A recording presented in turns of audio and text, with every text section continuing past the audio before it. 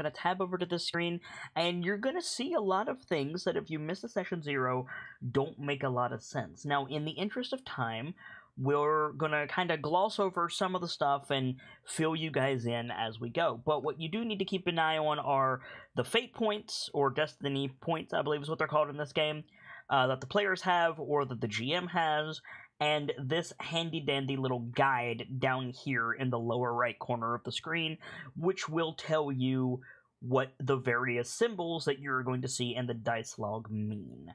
So keep all of that in mind. I do not set success and failure numbers for Edge of the Empire. For this game, it is all predetermined, and it's just degrees of success and degrees of failure. So we've got that going for us as well. Before we get started, though, we have a couple of things to do. We'll be introducing our characters and all of that here in just a second, but first we have to allocate our destiny as well as roll for obligations. So make sure your dice pool is clear. I believe that I have already updated everything for everyone. So if you guys want to roll your destiny, and we'll see who gets what fate points today, or destiny points today, pardon me, we can get started there. So do I roll that as well, or is it just the players, Vader? Just the players. Just the players. Okay, so if the three of you will roll destiny on your character sheet, and I will allocate the points accordingly. So Shoshe Sal gets two light side destiny points for you guys, and Arcos Tsissis gets 1 dark side for me, and then all that's left is for Lynn. Which button do I hit? You click There's roll a button destiny. that says roll destiny towards the top of your sheet. Oh yeah, now I remember. There you go. And another, wow, you guys are doing good on the destiny today. For session 0, they rolled 4 dark side destinies, and this time they're doing a great deal better. So hooray for that. Okay, so it looks like the sheet's automatically updated, which is wonderful. This on the screen is mostly a visual for chat, so that's fine. And then the next thing to do is roll obligation. Now I'm not going to put Kuga's obligation in your pool because Kuga's not here this week. But between the rest of you, you have 50, I think? 50 obligations, is that right? It's 50 for me and Arcos. I don't know what Lynn's is. Lynn's is 10, so it's 60. Yeah. Okay. I will go ahead and do this to see if obligation comes up. It does. It does come up, and it is Arcos. So we're gonna get some Arcos grievances here in just a little while. As always, if there's something incorrect about the screen, or if stuff could be placed better so that you guys can see it, feel free to speak up in chat. We are here for you. Okay, so that's all of our prep. Now we can actually play. This is Edge of the Empire. It's a Fantasy Flight Games role-playing game system with several addendums or expansions, call them what you will. There's Forces in Destiny, there's Age of Rebellion. It's all basically the same system with, several both core and supplemental materials in all of them, which our players are drawing from most of them. I don't think any of you are drawing from Forces in Destiny, but that might be wrong. Which is mostly like Jedi, Sith, Force power stuff, which none of these guys are because they're Mandalorians. That's not to say that a Mandalorian can't be Force sensitive, but we're doing a Star Wars adjacent story. Equally, this is not proper Star Wars canon. This is the Fantasy Flight version shown through the lens of Dice-Icive action that's drawing elements of both canon and legends and telling my own story, which we'll be getting into in just a second. Beyond that, am I missing anything important? I feel like I should be mentioning something, and I don't remember what it is. Just a note: rolling our obligation does decrease everyone's strength threshold by 1 for the session, and decreases the person's whose obligation came up by 2. Okay. So Arcos, your strength threshold is going to be reduced by 2. Sorry, friend. I'm trying to make sure we have everybody squared away before this goes. Yes, our players are all like Mandalorians. I was inspired by the I don't want to call it a cartoon, and I also don't want to call it a TV show because it's mostly an episodic stream that Disney relatively recently released called The Mandalorian. Sorry? I think it's just called a series. A series? Okay. And they had some very interesting concepts, and I wanted to adopt those to an open Dice Night style format. So you're going to see a lot of like classic Western tropes, as well as some Star Wars tropes, as well as like all kinds of stuff, because everybody here is a Mandalorian. And, you know, they're really good at certain things, up to and including shooting things real good. So over the next little bit with Open Dice Night, we're going to be telling this story, and if you haven't seen my GMing style before, I am a very cinematic GM. I will talk about set designs and camera angles. I will talk about screen effects. I will talk about, like, actors and actresses for the various characters. And that can be immersive to some people, and that can be less immersive to some people. So just fair warning, that's the way that I like to GM. That's how I GM best. And that's what we're going to do. And I think that's the most of the upkeep that we have.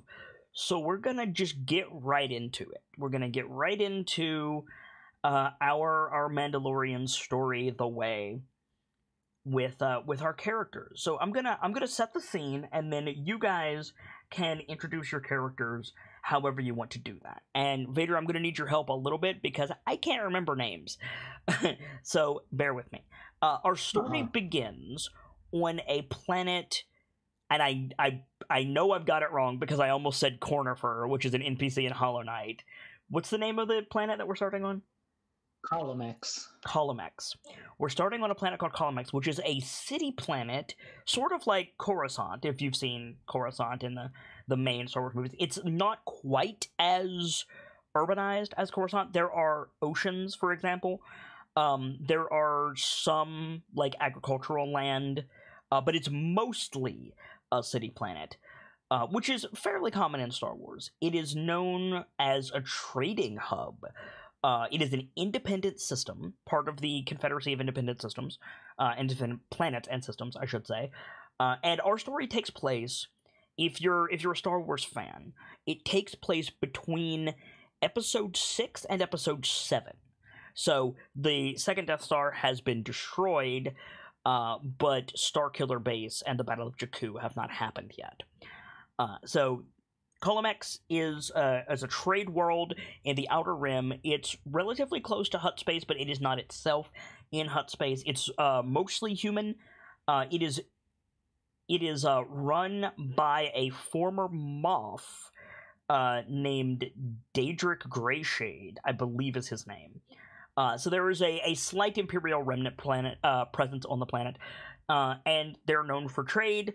They're known for, like, their ambassadors and their diplomatic dealings with other planets, as well as in certain places it can serve as like a pleasure planet with casinos and vacation destinations spread like in pockets spread throughout the planet. And this is the home base of a Mandalorian covert, but we're probably not going to see the covert because we fade in from credits.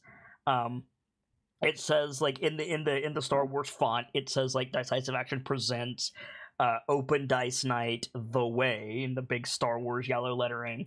And we see a casino. Now, Mandos, do you want to start in the casino or adjacent to the casino in another building or even outside? I like the idea of starting in the casino. In the casino? Okay. Huddled around a table.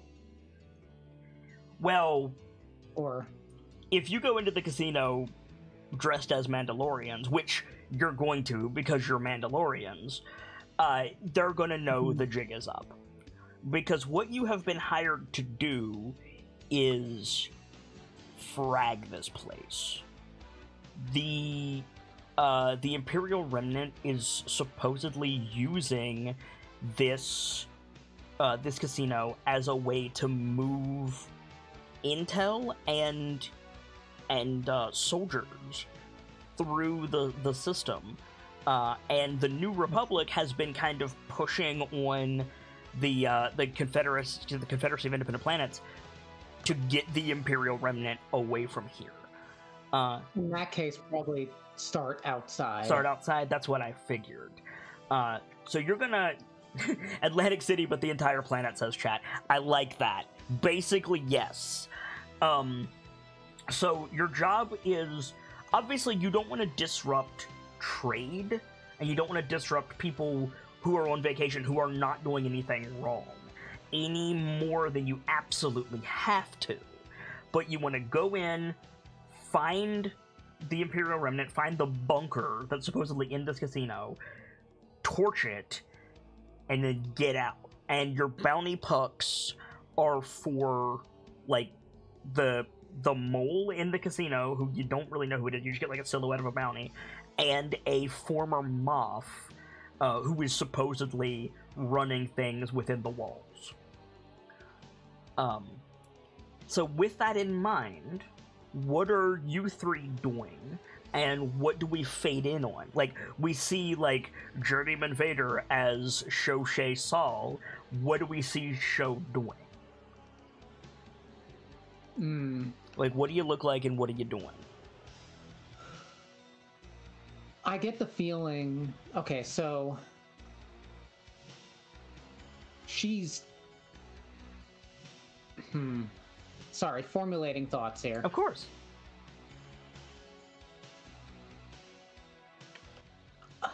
Music's a little loud. Turn it down a bit. Sorry, I think chat. you see her just, walking through the streets of the city, walking through the crowds. There's probably eyes turning towards her, but otherwise she's, like, not being impeded in any way. I think her appearance is, typical Mando armor. She's got the Boba Fett half cape. Okay, yeah, totally. She's got the helmet. Any defining features about her armor? Actually, no. It's rather it's obviously Mandalorian armor, but it doesn't stick out. Oh, interesting. Okay, and so we get the pan of the people going down the Atlantic City style streets, the various, Star Wars aliens, and then the crowd, like, parts, and we see Sho just, like, slow Winter Soldier walking down the street, right? Like, I'm into it. And maybe like, as the camera stays with Sho, like, the street gradually empties to show that Sho is, like, important. Yeah. Is she heading towards the casino, or is it, like... Yeah. Okay, so you're just full on Winter Soldier walking toward the casino. Are you armed? Yeah, she has a rifle on her back. Okay, but you don't have it out. No. Okay, cool. So you're just like, yeah, slow, like, deliberate, not marching, but just like you're walking like you're gonna go kill Captain America. Like, you going? Okay, cool. So, and then at the bottom of the screen, it says Sir Squeaky as Lynn and Miranda. What is Lynn doing, and what do they look like? Lynn is also in Mandalorian armor, but it is not subdued at all. Oh no! All right. It's been adorned. It's hard to tell if it's probably spray paint of some sort, but it's got an artistic flair to it. Okay. And what is the artistic flair? Is it got like, red flames like painted on it? Is it like, blue and green vines? Is it like, what is it? Actually, I think it's kind of got that. Does it have a all huge the... New Republic crest on the shoulder guard? No, not quite that flashy. No, it's all of the accents, all the striping and whatnot is in like the what you would see like on a hologram. It's sort of the hollow aesthetic. Oh, so it's like Prisma almost. It's like shimmering. All right. The accents, yeah. Okay. And at first it seems like, hold on a second, cat aggro. Yep. Hello, cat.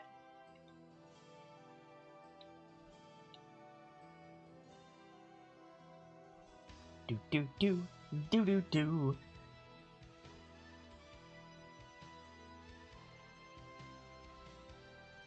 Wow, that's some cat aggro. Sorry about that. No worries. Yeah, uncharacteristic. Decided I wasn't paying enough to set attention. Decided to bite my arm. But I'm okay. Anyway, she might seem distracted at first. She's following behind Show, but sort of off to the side. And if you look closely, she is paying attention to the not the signs and things, but the little street art here and there that's in the background. Okay. So you're like, maybe there's like a New Republic mural on one of the walls. You know, the big, like, heroic, like, figures of the Republic, big X-Wing pilot, with, like, the X-Wing flyover, like, you know, spray painted on the side of a building, and maybe, like, Show is, like, looking at that while, or not Show, Lynn is looking at that while Show is doing the murder walk, right? Okay. And then it says Gentleman Jogath as Arcos Sis. What is Arcos doing, and what does Arcos look like? It's the armor is very clean because it looks like he overly polishes it, but you can see like nicks in it where it looks like he's taken more than a dozen explosions to it and just kind of buffs them out as best as he can. And he's just this very big armored thing, and he's pacing back and forth. He's like, with that, like, come on, I just want to do it. So you're further ahead than the other two. Probably he's either like further ahead, or he's just like probably further up, and he's like off to the side because he's waiting for everyone else to get there. Okay. Yeah, totally. So we see our three Mandalorians, and then we cut to the three of you standing around one of those, like, classic Star Wars hologram tables, right? The big round things with the hologram projector in the middle. And across from you stands, you know, very obviously a Mandalorian armorer, right? They've got the silver helmet with the little horns on it, the furred cape over the Mandalorian armor, and the camera is, like, rotating around the four of you. There's other people in this room, but they're, like, in shadow. They're not standing around the table. And the holotable, like, clicks on, and we see the casino, and we hear a voice, and the subtitle says Armorer on it. It says, we believe the Moff is here. You have to get in, try not to disrupt any vacationers or any trade, find the target, burn anything related to the Empire to the ground, and bring the bounty pucks back to me. You'll be outfitted on your journey. Is there anything in particular that you require?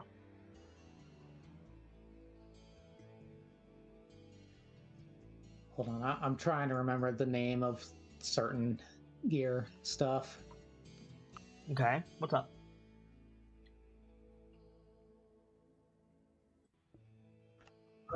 There's a thing in Star Wars called a permacrete detonator. Okay. That sounds like something used to cut through the hinges of a door. No, it's an explosive powerful enough to destroy, namely permacrete, which is incredibly strong. That's like bunker material. Okay. I don't know if we'd be able to get that, so I'm just trying to remember names of certain explosives. If you want some explosives to level the to do some damage, that can be arranged for you. That's fine. Yeah. So.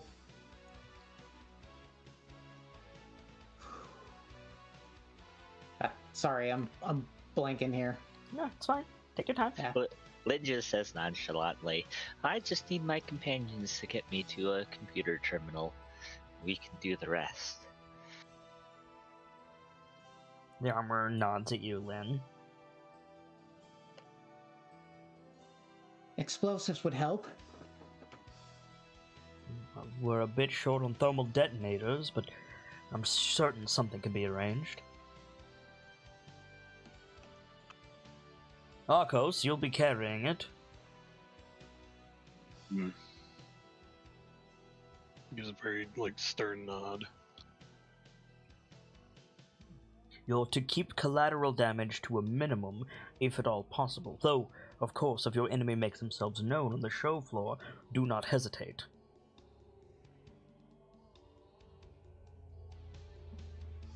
I think it should be easy enough to find the service entrance. You say service entrance, and the armorer looks over at Show knowingly. I think there's just a heavy sigh. Yes, service entrance, of course.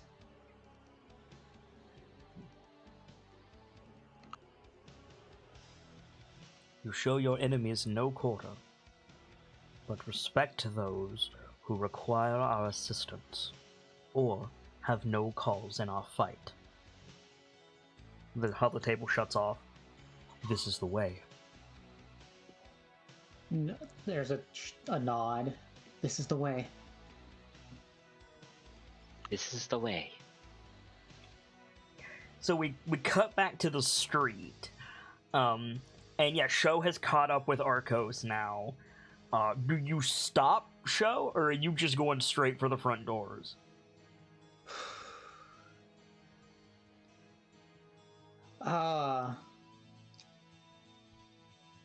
She doesn't stop, but also not the front doors. This isn't she's not going to.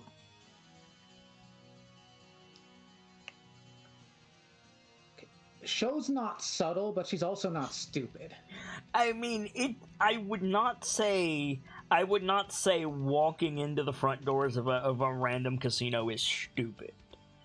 Even if it is supposedly a front for the Imperial Remnant,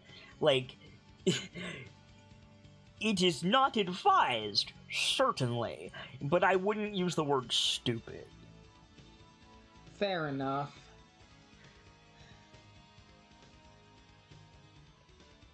If it is a reasonable flaw for your character to be like, to hell with the service entrance, I like these odds, and just push open the doors, and we get the shot of the Mando walking into the casino, I say do it.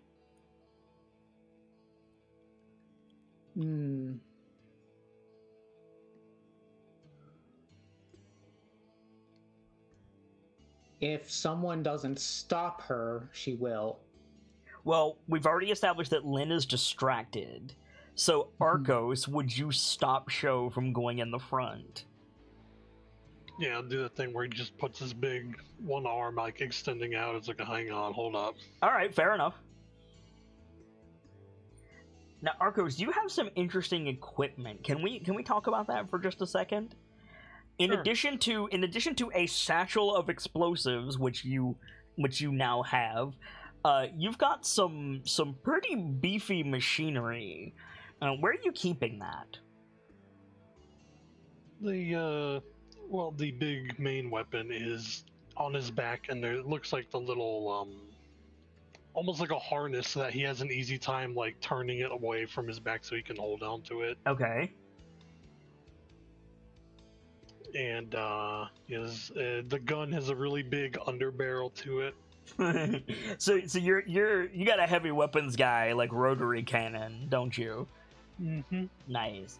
Do you have a metal shield or a plasma shield? Like, is it something that you like turn on, or is one of the hands of your gauntlets just this giant slab of like plasteel? It looks like his gauntlets are more armored than anything else. Okay, cool.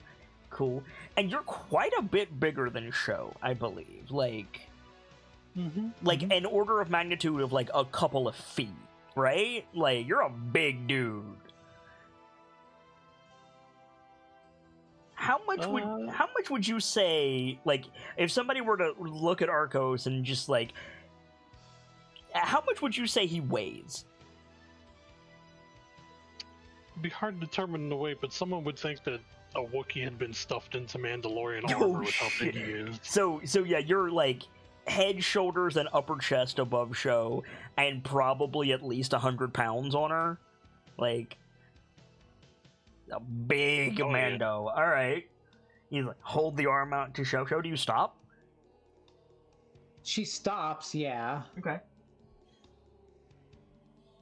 This will be a lot quicker and simpler if we just go in the front.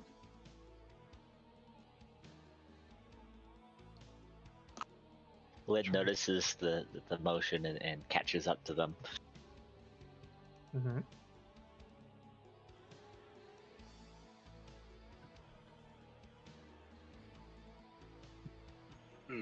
Simpler and faster. What did you say, Joe? Subtlety. Not my strong suit.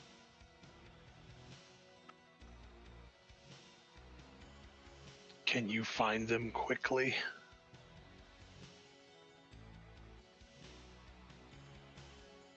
Well, it'd be easier if we knew what they looked like, but just get me to a terminal and I can tap into the cameras. Sho, if I might, Lynn says it would be easier if we knew what they looked like. They look like stormtroopers. That's what they look like. Like,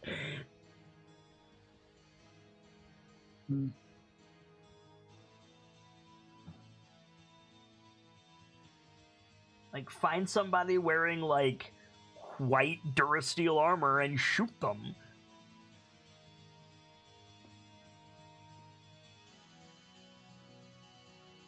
Probably not made of Durasteel, but I don't know what sort of armor is made out of. Plasteel. Yeah, plasteel. Okay.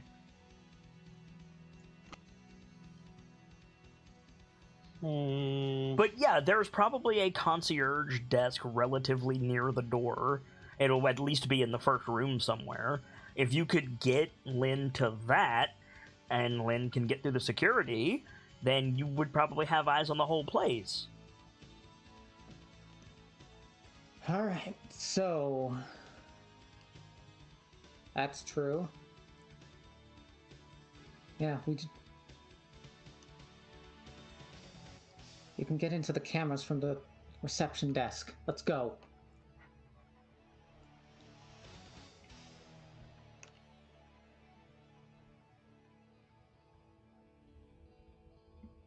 And she starts trying to go past Arcos.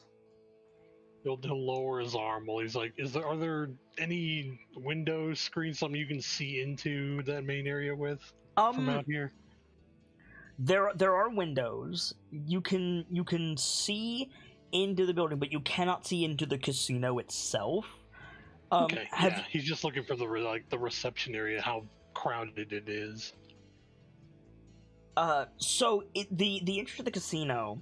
Have you ever seen, Jogath, or any of you, have you ever seen one of those theater-style entrances where it's a circular or octagonal, like, porch area with columns that opens into a door in the center that leads to a wall, and that wall, like, the path extends around the wall to the left and right, and then on the other side of that wall is the actual building?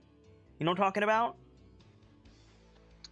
I know what you're talking about. Yeah, I think so. So you, like, here, I'll give you a shitty drawing because that's what it's for.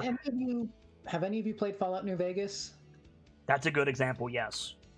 I believe Gamora does that. A bit, yes, you're correct. So basically, the entrance looks like this.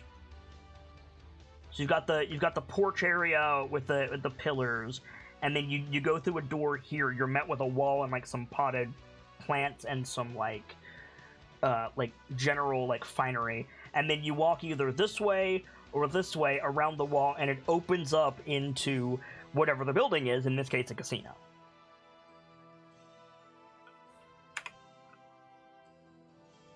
So you will have cover right up until everything pops off, but you won't really be able to see inside. Unless you have, like, stealth tech or, like, a scanner or some kind of droid that could slip in, something like that.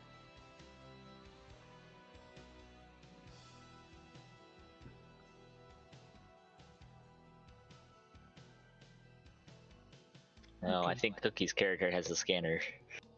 Yeah, Cookie's not here. Yeah.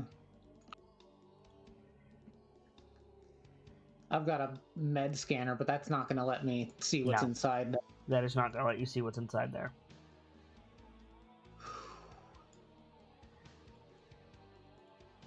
I'm decent at stealth. You have already cleared this street, like, very, like, you're not going to be stealthy on approach. Like, if they have cameras and scanners, they're going to see you come in at least, like, 50 feet away. That's fair.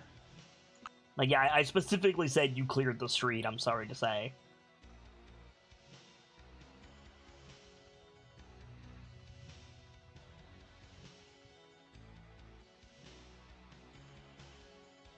I'm looking at your sheet currently, Vader.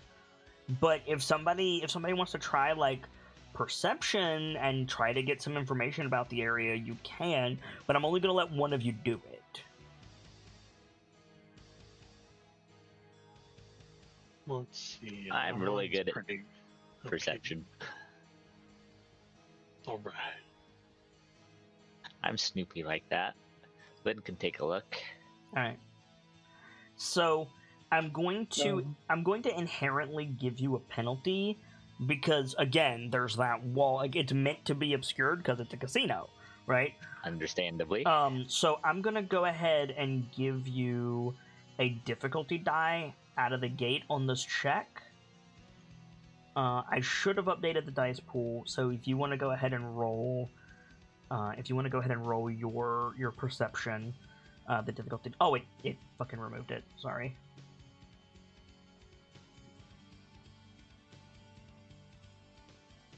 I think that did that. So. Whoop. Sorry. Ignore that. So if you want to add my dice to the pool. No, you just click on perception and it will automatically add the difficulty that I put in. Yeah, I think.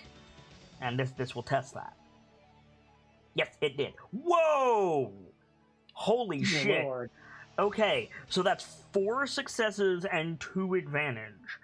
Okay, so yeah, like that difficulty die didn't do shit. So fictionally, how does that shake out? Like, has Lynn been casing this place most of the day? One difficulty die means that was an easy check, though. Yeah. I know. Okay.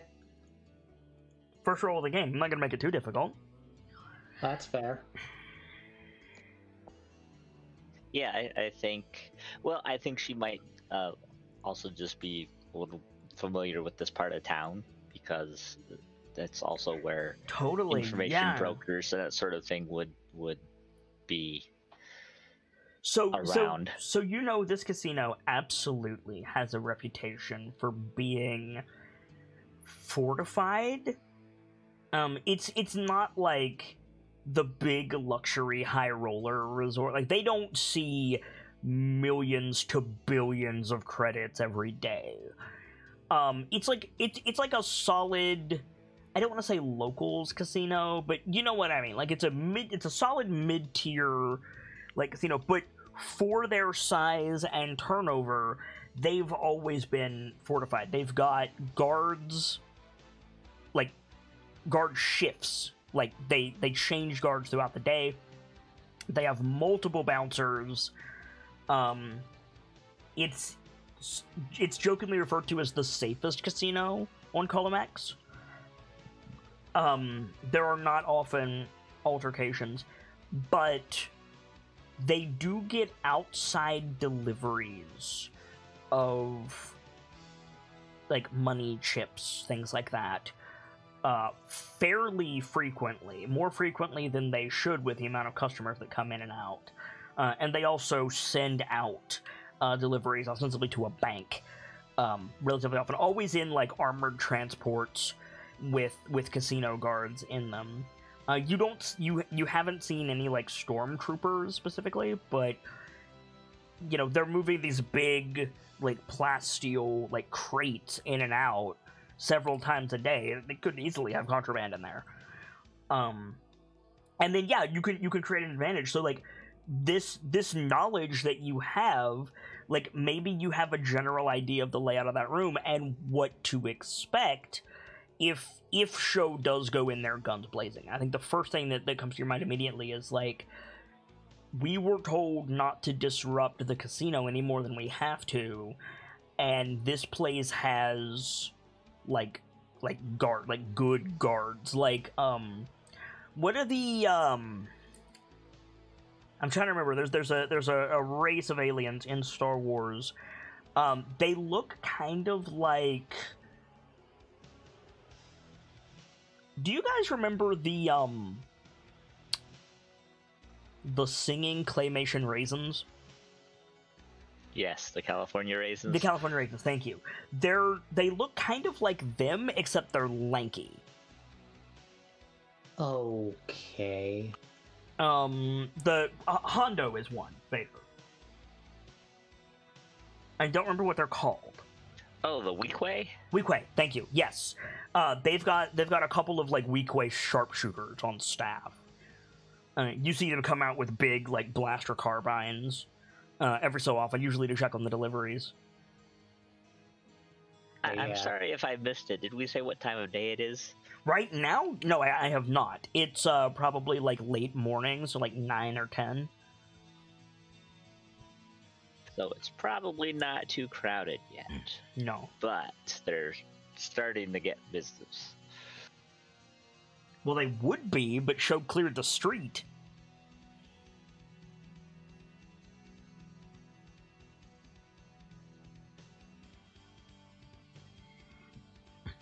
So does Lynn relay that information? Yeah, they have pretty attentive guards, and since there doesn't seem to be much traffic now, if we go directly in, charging full ahead, I think we'd be met by quite a bit of opposition right away. But that's civilians.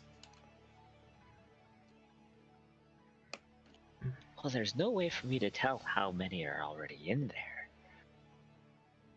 What do you suggest then?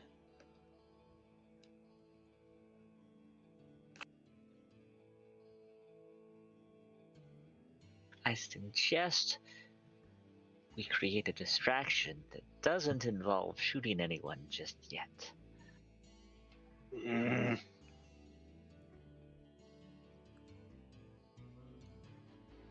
What about shooting things?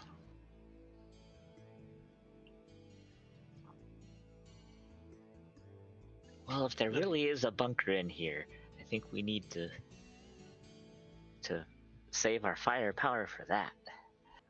We only need one. We need, like, he'll jiggle the satchel and then he'll motion to, if there's any, he'll look to see if there's any kind of vehicles or something he could put one charge to blow it up to get a distraction going.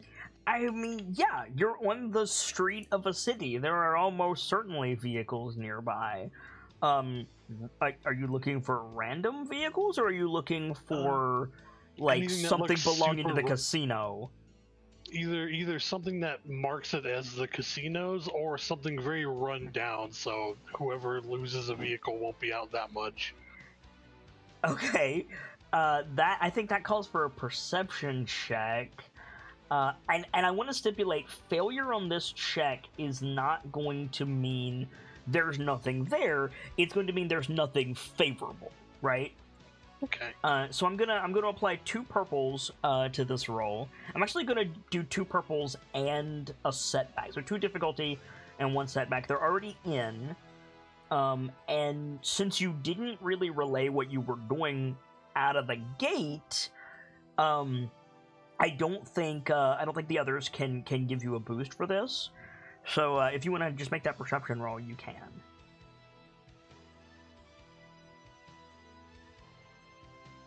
Ooh, okay, so you got a triumph, which is good. That also, it's a failed roll.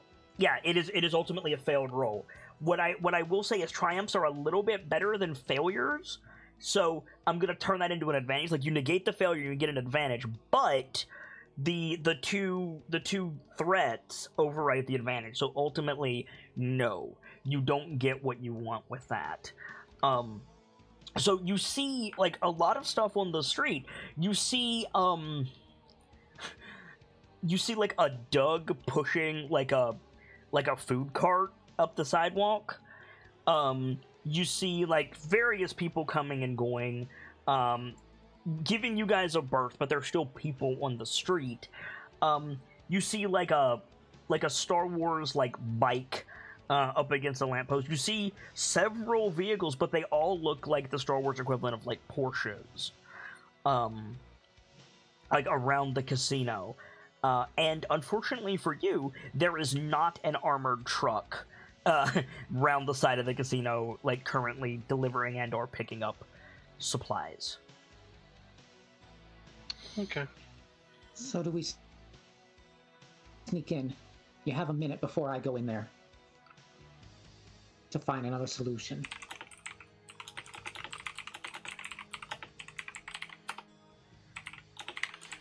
Well, we can't exactly sneak in, but we don't have to go right to the center of the casino. We can stop at the front desk.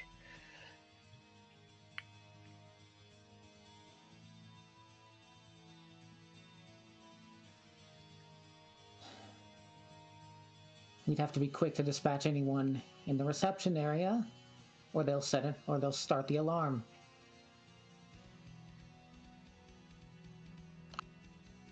Well, it wouldn't be completely out of the question that we might be there for business.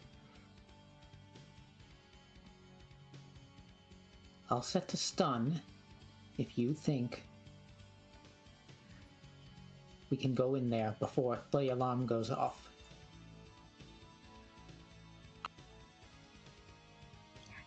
There is the chance that, like, if it was anybody but Show Saul, you might be able to play it off as, like, you're there to enjoy the casino.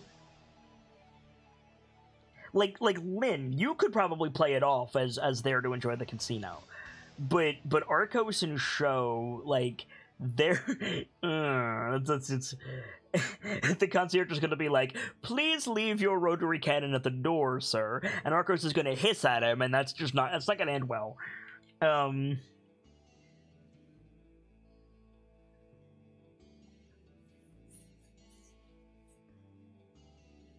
Well, then, Lynn just sort of shrugs and says, well, you're both good shots. I suppose I can trust you not to create unnecessary damage.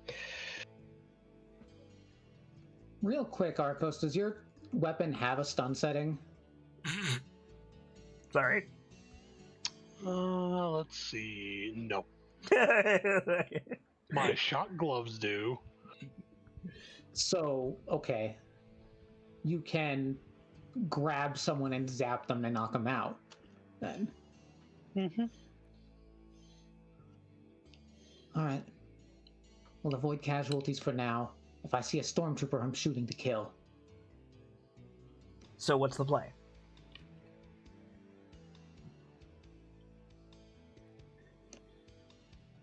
So I think the play is she gets to the front door, pulls her rifle, sets it to stun, like flips a switch on it. Okay. Mm-hmm. Like the prongs at the end of it start like light up and start with like electric energy. Right, yeah.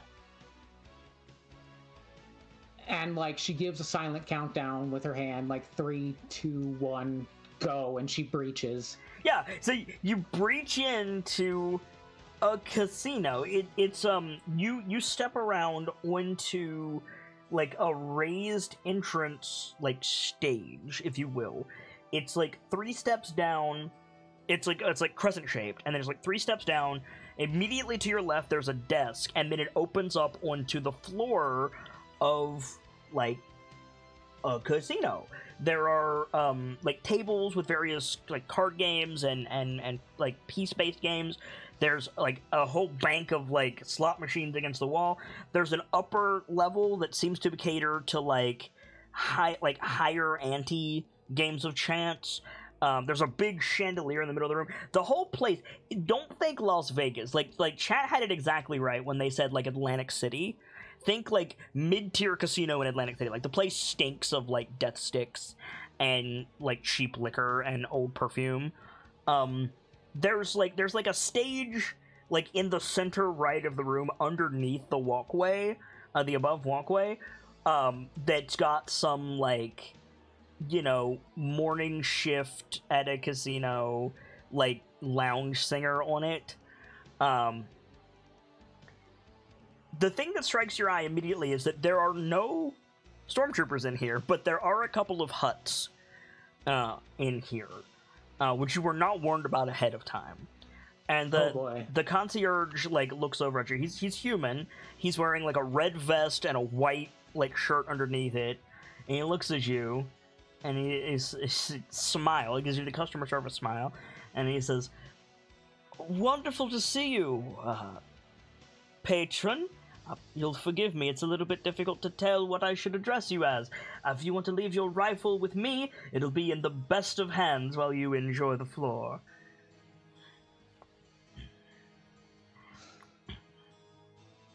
Is he like by the desk? Yeah, he's standing behind the desk. He's probably like he's down the stairs, so he's probably like 12 feet away from you right now. All right, so all right, it's heist mode now. Yep. I just love the idea that you like spun in with the rifle out and just nothing happened. No, she just. All right, so I'm gonna trust the others to take care of like anyone else, but she points the rifle at him. Hands up, no one gets hurt. His smile doesn't fade. He slowly raises his hand. This is. I take it this is a robbery then.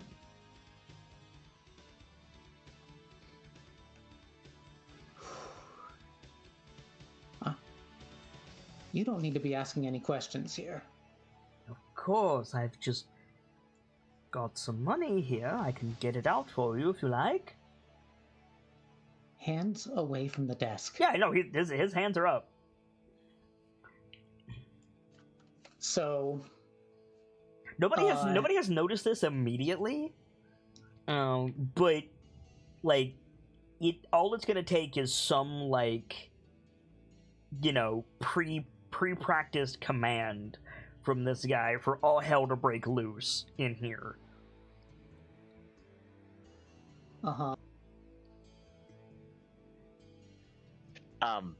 How far did you say the concierge is? There's no one else at the concierge desk? No, like the entrance stage, I will be referring to it as, is meant to like so that everybody can see who comes in and they can like make a grand entrance. And then you go down these like 3 little steps and there's the desk right there, and then it opens up into the floor. The desk is turned laterally so you can see into the floor the whole time.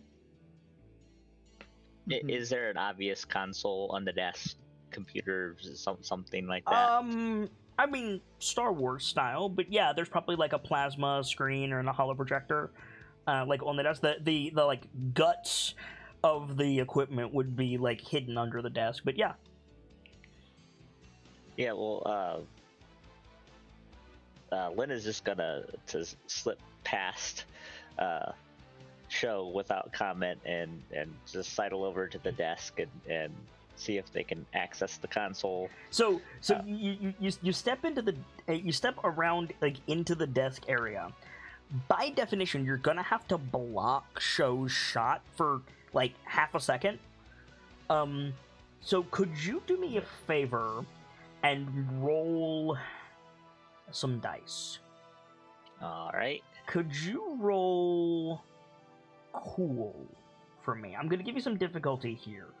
And the objective is, if you fail this roll, then the concierge is gonna seize an opportunity, right?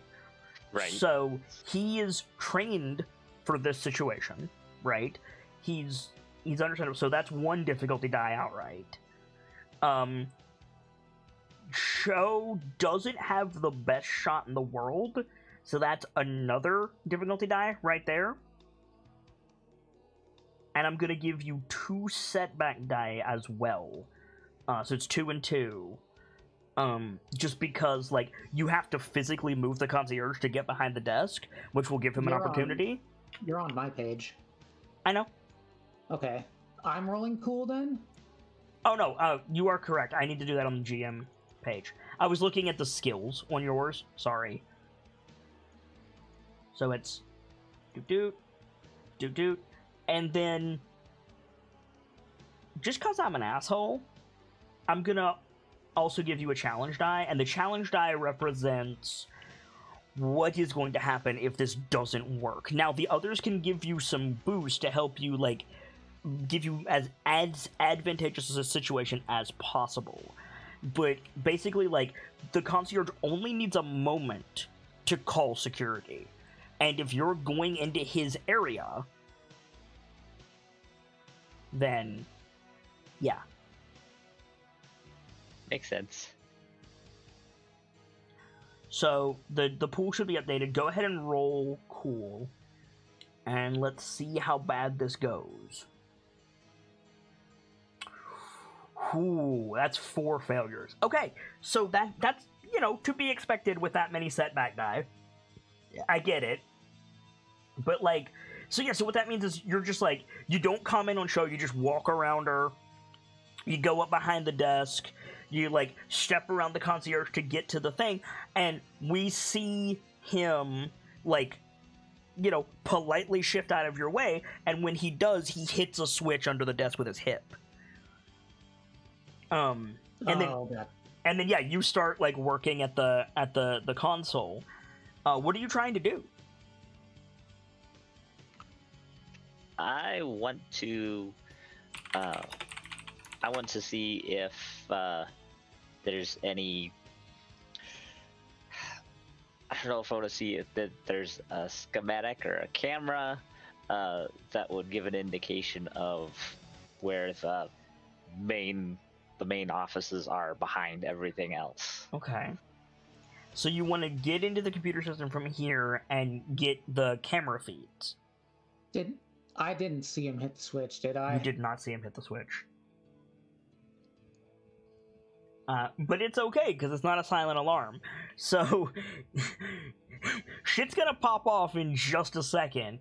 But before that happens, your objective is get into the computer system and try to, like, get the camera feeds, like, into your helmet, basically? Yeah, I think that would work. Okay. Now, I'm not super familiar with this system. Do you, as a slicer, know what you roll to slice? Computers. That's a really good question. Computers. Okay. So you didn't catch that he was being fucky. So that's gonna be 1 black. Right? Right. The computer has security, so that's going to be 1 purple. You're pressed for time, and you know you're pressed for time, but you don't know how pressed for time you are, which is another purple, right? Okay. Like, this guy, like, the jig is already up. You walked around and Show had her rifle out on this guy, and you're just like, well, okay, there it goes. So that's going to be another purple. And I'm going to use a destiny point, give it to you guys, to put another black on this. You have some modifiers for this, don't you, Lynn? Yes, I do. What do you got? I'll be glad to put them on. I had to find them on the sheet. Okay, let's see here. I have... I think bypass the Well, that's...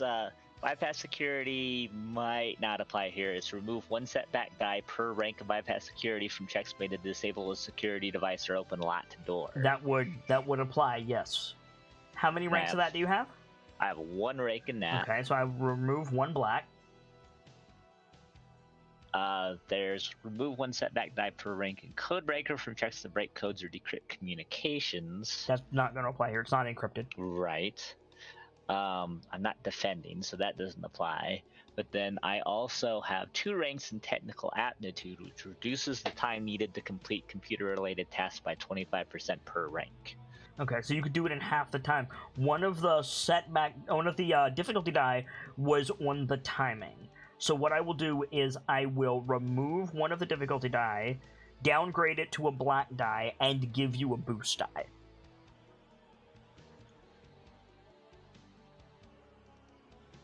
So it's 1 blue, 2 black, 2 purples, plus whatever roll your computer normally is. And I have to see if there might be something on my item too. Let me check that real quick. Yep, good call. And if either of you have any way to help him out, you can. Though, you're already setting him back. Keep that in mind. Yeah.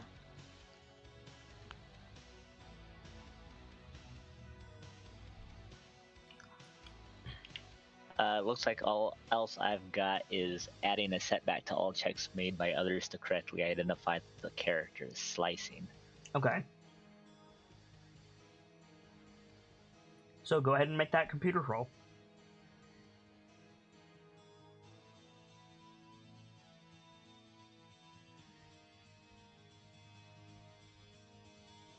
One advantage.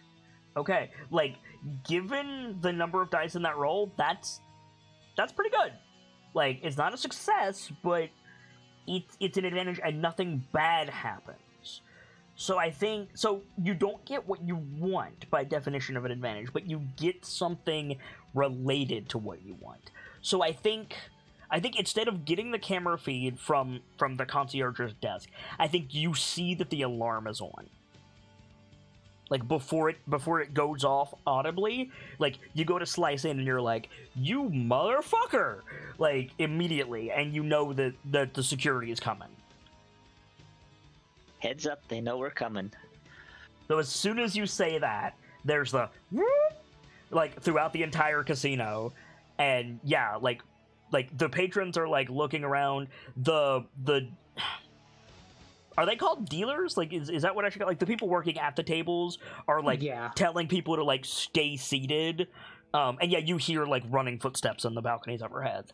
And, yeah, at this point, Show is stun-shotting this dude. You're just gonna shoot him? Alright, sure.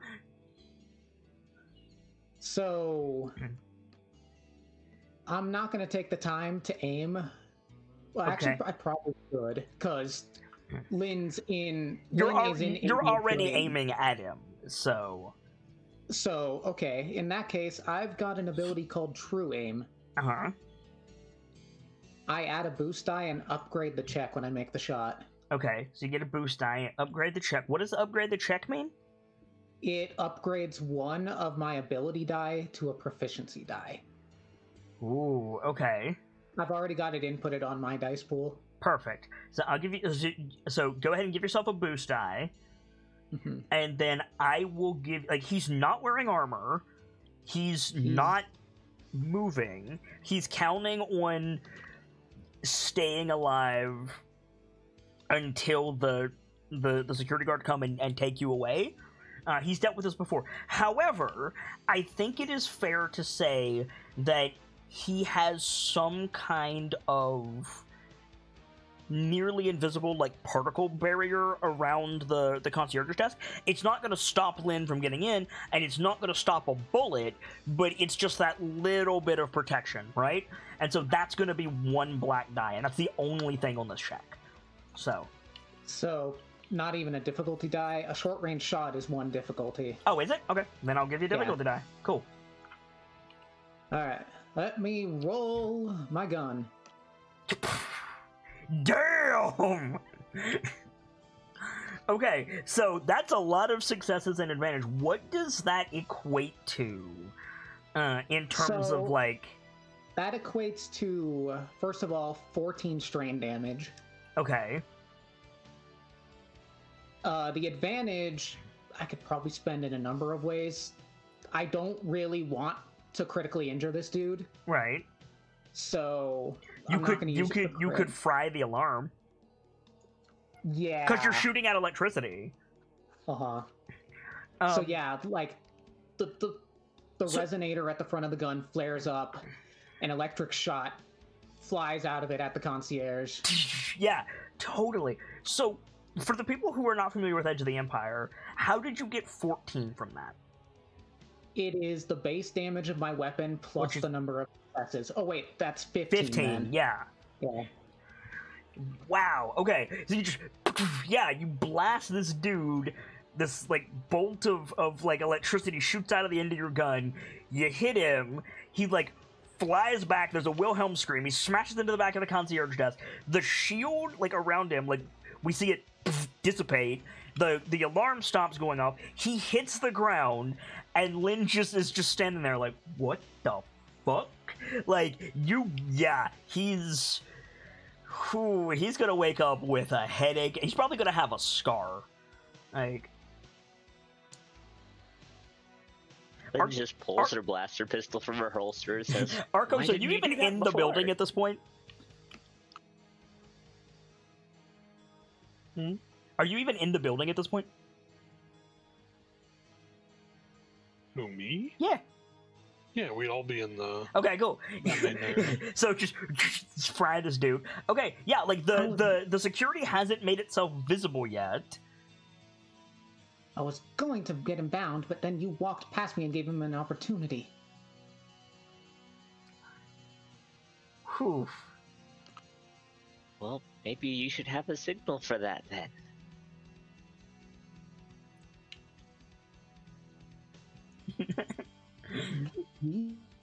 Never mind, get us into those systems.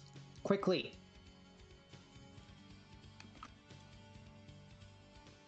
They're already on their way. I think it's best that we just make our way to whatever's in the back.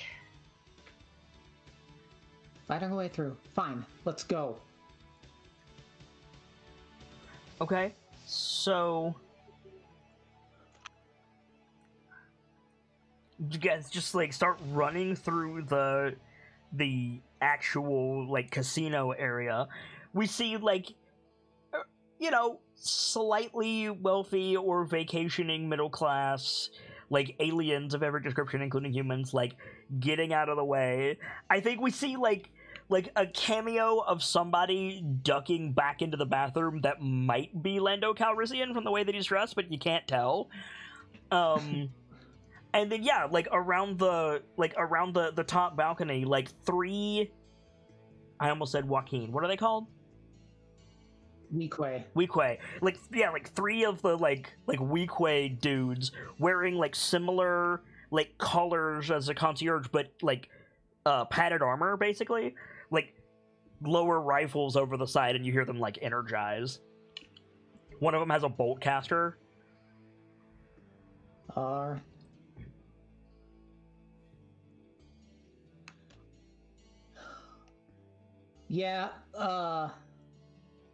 they told us not to disrupt. I mean, it's a bit late for that. Yeah. But, well, this is the way. Is it though? Yeah. It is now. Off. Go ahead. Yeah, flips the stun setting off, and I think. Oh no. I think first off she just shouts, "Put the money in the bag!" no, I'm trying to... Yeah, no, you're fine. I'm just filling... I'm trying to think of what to shout here. Yeah, I'm just filling time. You're fine. How far away are they? So they're above you in the periphery of the room because the balcony like goes around the sides of the room. You're ostensibly running up the middle of the room. I would say grand total maybe 30-40 feet, like not super far. Okay, I just didn't know if they were in short range, but okay. Is that short or medium is basically the question. Yeah. I would say like probably medium. Yeah. Okay, no cool things from you. I'm just trying to clear out the civilians here, so I'm thinking she just shouts. Oh God, I'm having trouble finding the right words.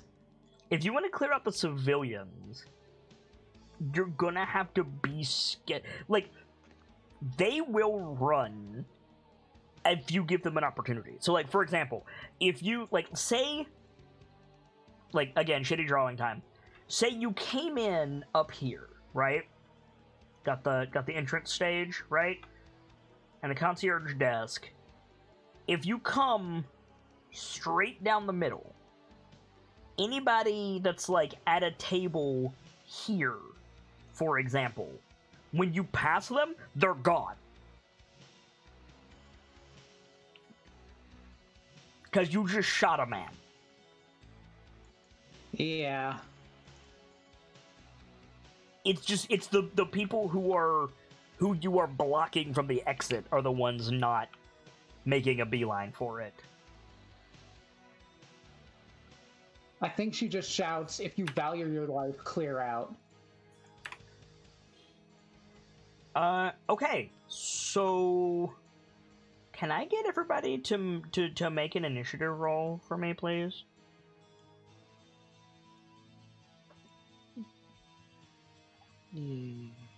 Is this with... This is cool. Because you know the dudes above you have guns. So just straight up cool. Yeah. Under combat, there is an initiative part. Oh yeah, I see it.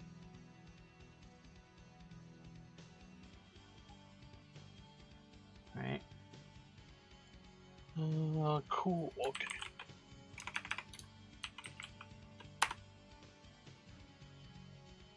Which is 2, 4. Okay, so one PC will be going at the same time, or just before the NPCs, and then the other 2 PCs will be going after. So whoever wants to go can go. That 2-4 was my initiative roll. Yeah, I got the same thing. I know. I'm just wondering why it doesn't like put our names in. Like, because you choose. Like, even if you get better initiative, if it makes more sense for Arcos to go first, that's just how the initiative goes. That's fair. I was gonna say it might make more sense if Arcos goes first. Is he the type to just straight go in blasting? Oh yeah, he's just gonna whip that gun off and start shooting at the balcony. Where all these armed people are aiming down at them. Alright, then I think it makes sense for him to go first. Okay, so yeah, so Arcos, you can go before, because PCs always go before NPCs if there's a tie. So you see these guys like come out, level their rifles, they're getting ready to shoot you, and then Show is like, if you value your life, clear out. You vaguely hear that because the rotary cannon is energizing, and you just... Okay, yeah, like, so your objective is, I'm assuming, break the balcony? Yeah, to try and get it to collapse on, collapse down so all of them just drop. So what's the difficulty for a medium shot? 2. Let's start there, because you got 2 difficulties there. Do you get any benefits to destroying terrain with your fucking rotary cannon? I'm assuming that you do, it just might not be stated outright.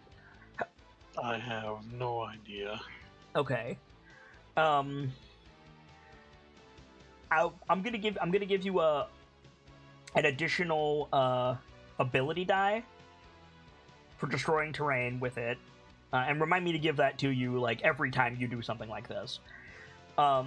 It's not reinforced, so that will give you a boost. But I'm gonna put another difficulty on it because it's kind of a wide area. Because it's like 3 guys, like taking shooting positions, so that there's some space between them, and you got to try to or ostensibly you got to try to knock all 3 of them down. I'm gonna put another difficulty on that, and then I'm gonna put a challenge on it, and that challenge will represent them diving out of the way, right? So Okay. go ahead and shoot your gun. Unless you want to spend a destiny point or somebody else wants to give you a boost. If not, that will stand.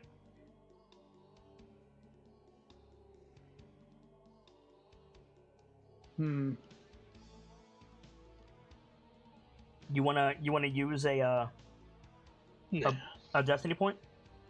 No, I'm good. All right. So 3 successes, so that's 13 damage.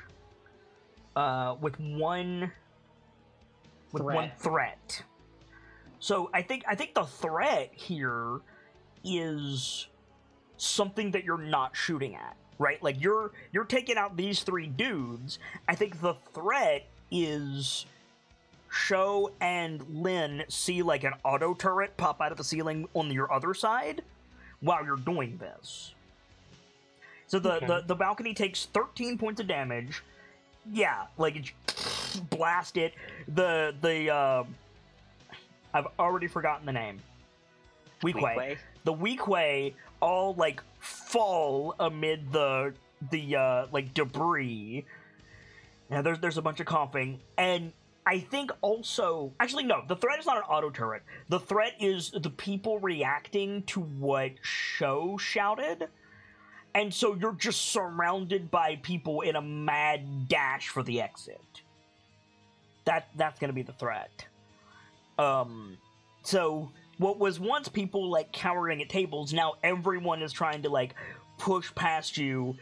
You got the shot off before it fucked up your aim, but the other 2 are gonna have some trouble. The NPCs are gonna go. Part of the NPCs going will be all of the people trying to get out to the exit, which doesn't work easily. And then also, yeah, I think the dude with the bolt caster is going to take a shot at you. So he's got pretty good guns. He's going to be making a medium range shot. Actually, no, it'd be a short range shot, but he just fell like a story. So there's going to be 2 difficulty dice and a setback there. 2 setbacks actually, because it's a hard shot with all the people around him. But he's going to try to shoot Arcos. No, it doesn't work. Shot goes wide. He does gain an advantage. And I guess the advantage is, you see the shot and, you have to, reposition a little bit. But he fails to make any type of connection. The other 2 don't shoot, but you do see one of them, get up out of the rubble. He ducks behind a column, and you hear him, switch a comm link on. You can't tell what he's saying, but you heard him switch a comm link on. Another PC can go. If Lynn's okay with it, I think Sho would go next. Okay. Yeah, that's fine. So, I think my target is the one with the comm link. He went behind a pillar. Can I spend a maneuver to get a better shot? Just move away and You're in a crowd of people. Yes, you can, but I feel like because you're in a crowd of people, there's a roll involved. Okay. And especially because Arcos got that threat. So let's see. Is there a move roll? No, there is not. Is there Athletics or coordination? Yeah, coordination I think would be good. Coordination, pretty standard.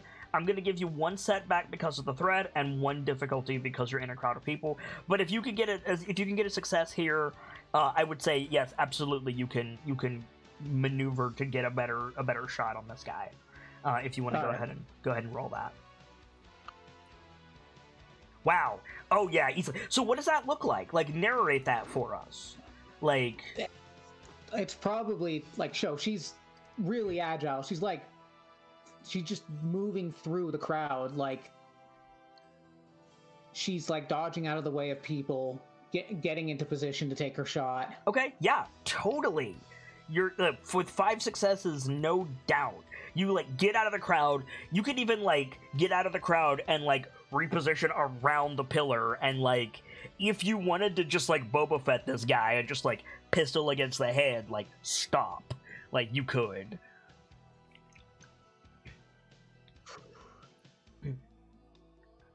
I could, or I could just shoot him. Or you could just shoot him. Yeah, totally. Yeah. I don't have the opportunity to aim, but I'm still going to...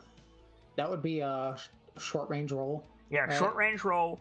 Now you did get a threat, so I think the threat is like the weak way see you do it, right? So one roll there, one setback because he's ready.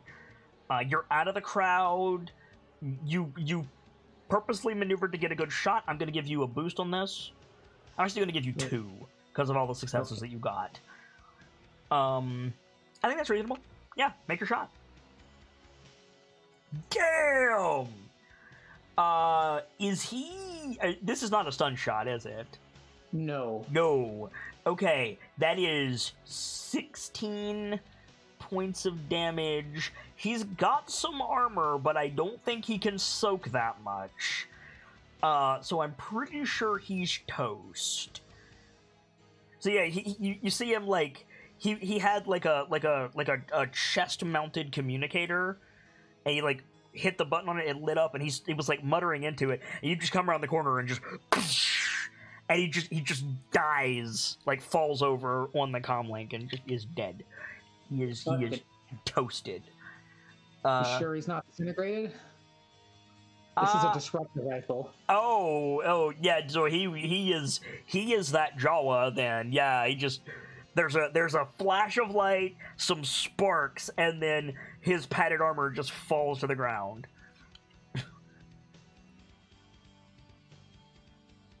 Alrighty.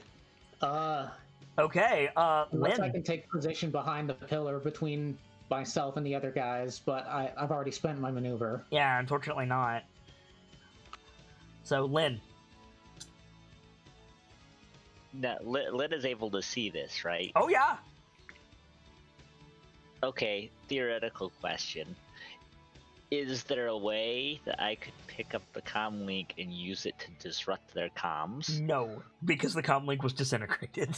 Okay, the comm link was disintegrated too. Okay, yeah. I was curious. She hit that man with a pulse blaster. He is dead. The only reason his padded armor remained is because it was funny. Like...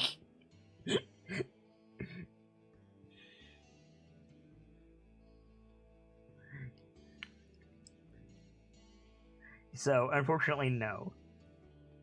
Okay, well then I think I'm just going to take a shot at one of the other dudes before they can collect their senses and shoot back. Okay. So yeah, so like again, there's a threat, so I'm gonna put a setback on this. You can spend your maneuver to aim if you want. That'll give you a boost. True. Yeah, I think I should do that. Spend your maneuver to aim. Short range shot, so 1 difficulty. There we go. Make your shot.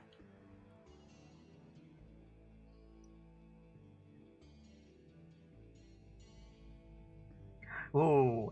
Okay. So you have an advantage, but you miss.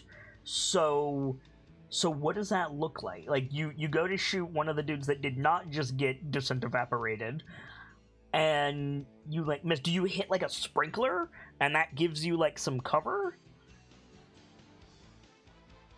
Let me think for a second here. Maybe like a rather rotund Twi'lek like bumps into you and like spoils your shot, right? but you still have an advantage to work with. Yeah, I think I took aim, and just because the people still clearing out, so I overcorrected, and maybe like hit one of the tables nearby, and like all the cards and stuff fly out in the air. Yeah, totally. It's just cards and chips and like the little like currency ingots like just go flying into the air. Yeah, totally. Now, Vader, do you roll initiative every round? I think you do, right? I have to check because pains me to admit it, but I don't know the rules of combat that well. Same.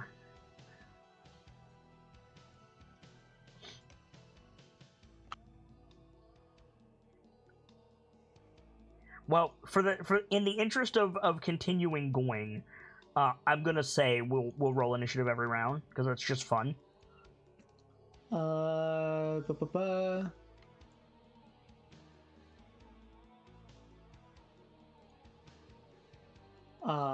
Sorry, I'm still reading. I don't see. Okay, so we'll No, just it's only at the first round of combat. Oh, well, I already deleted it, but okay. In that case, then Rolling it was dice is fun. Yeah, we'll roll it this time, but then we'll keep it throughout. So I'll go ahead and roll mine. Ooh, 2 to 1. Okay.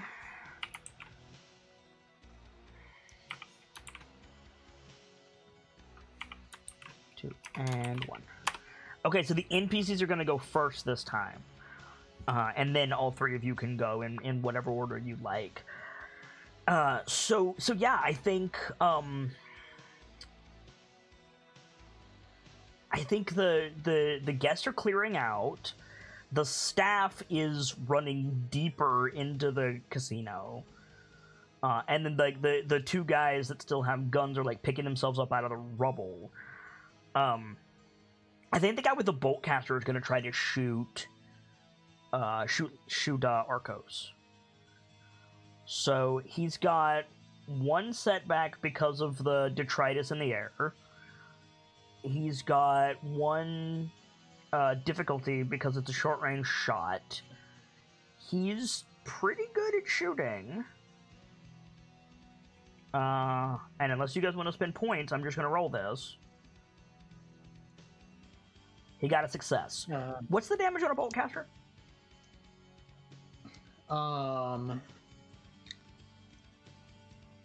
Like a bowcaster, you mean? Yeah. Like the Wookiee thing. Yeah, it's a bowcaster. Oh god, the damage on that is 10. Okay, so that's 11 damage coming to Arcos. What is there like a defense roll in this game, or is he just taking 10 damage? How it works is before the roll is made, if the character has any defense, it upgrades the difficulty. Oh, okay. Do you have any defense, Arcos? No. You should, with all the armor you have. I think It's just padded armor. You got the shield, don't you? No, there is no shield.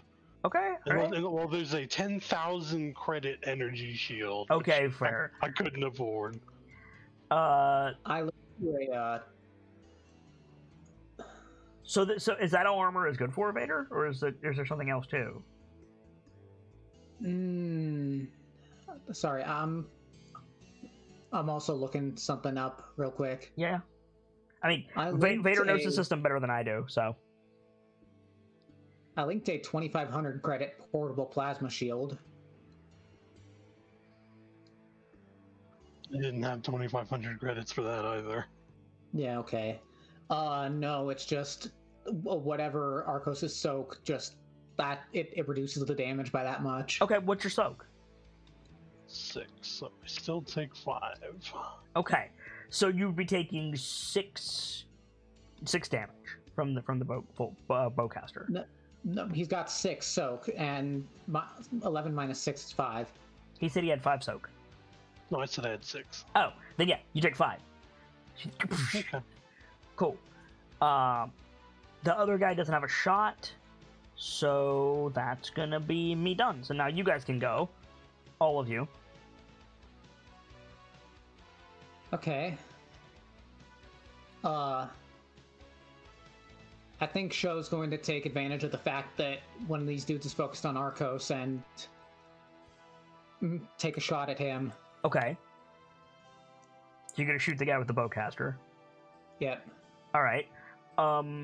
No active threat on the board right now. You're in cover. Nobody's aiming at you.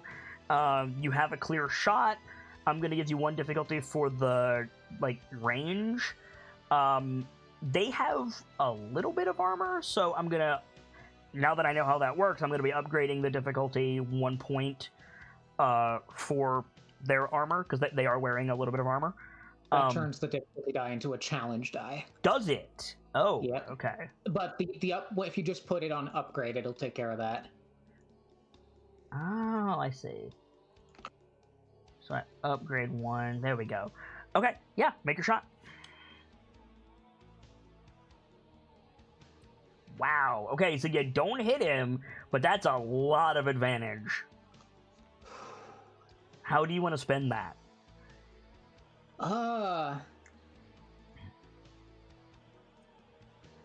So that's some big advantage.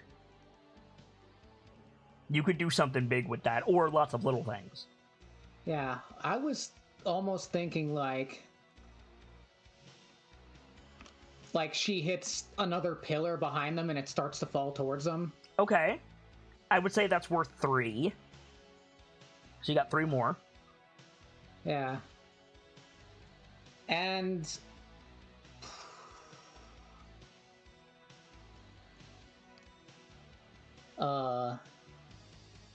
I'm thinking. Okay.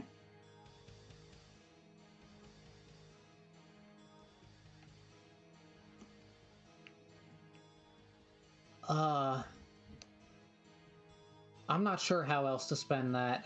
You have any ideas? Yeah, certainly. You could put more flak in the air from the rubble that you shoot. You could shoot it in such a way that the dude drops his gun, or you break his gun, which would be worth 6, I think. You could Honestly, yeah, I think it might be best to spend the entire 6 to sunder this dude's gun. Yeah, so okay, cool. So you line up your shot, you fire, he twists from the recoil of the bowcaster, and you hit the bowcaster with your freaking Ambon pulse phase pulse rifle, and it explodes. No more bowcaster. And then I'm gonna use my maneuver to, or am I already in cover? You're in cover from the other guy. Yeah, I'm gonna. Okay, then I'll stay where I am. Okay. I guess I can use my maneuver to true aim for the next round. Yeah, totally. So Arcos and Lynn, what do you want to do? I think let Arcos go next. Okay, Arcos? Since he just got shot. Yeah, I guess I'll return fire on that guy. You're just gonna unload? Okay, yeah, totally. Yeah, totally, do it. Whoa! Oh shit, sorry, the thing was still active. That would apply though, so that's fine. So 12. So his boltcaster explodes. He looks at Show, and then yeah, we just hear the freaking heavy blaster rifle start spinning, and then three red energy bolts hit this guy square in the chest, and he just falls over. Totally. Well, rip that guy. Okay. Cool. There is one guy left. Lynn? These look like just the guards, right? The bouncers. Yep, they were basically bouncers. Tags or anything on them. Okay. They don't have Imperial tags on them, if that's what you're asking. Well, I was thinking any obviously door keys dangling from their belts or anything like that. Card reader. Well, I assure you that one of these guys doesn't have anything on his belt anymore. Right. I don't think you've gotten a good look at the other dead guy yet. Well, I Maybe something guess to worry about when we're out of combat. Yeah, right, exactly. Yeah, I think I'll just aim again and take a shot at the last guy standing. Alright, so you aim. So you get a boost. We'll do this and this. Take your shot. Ooh, that's a lot of advantage. What does that look like?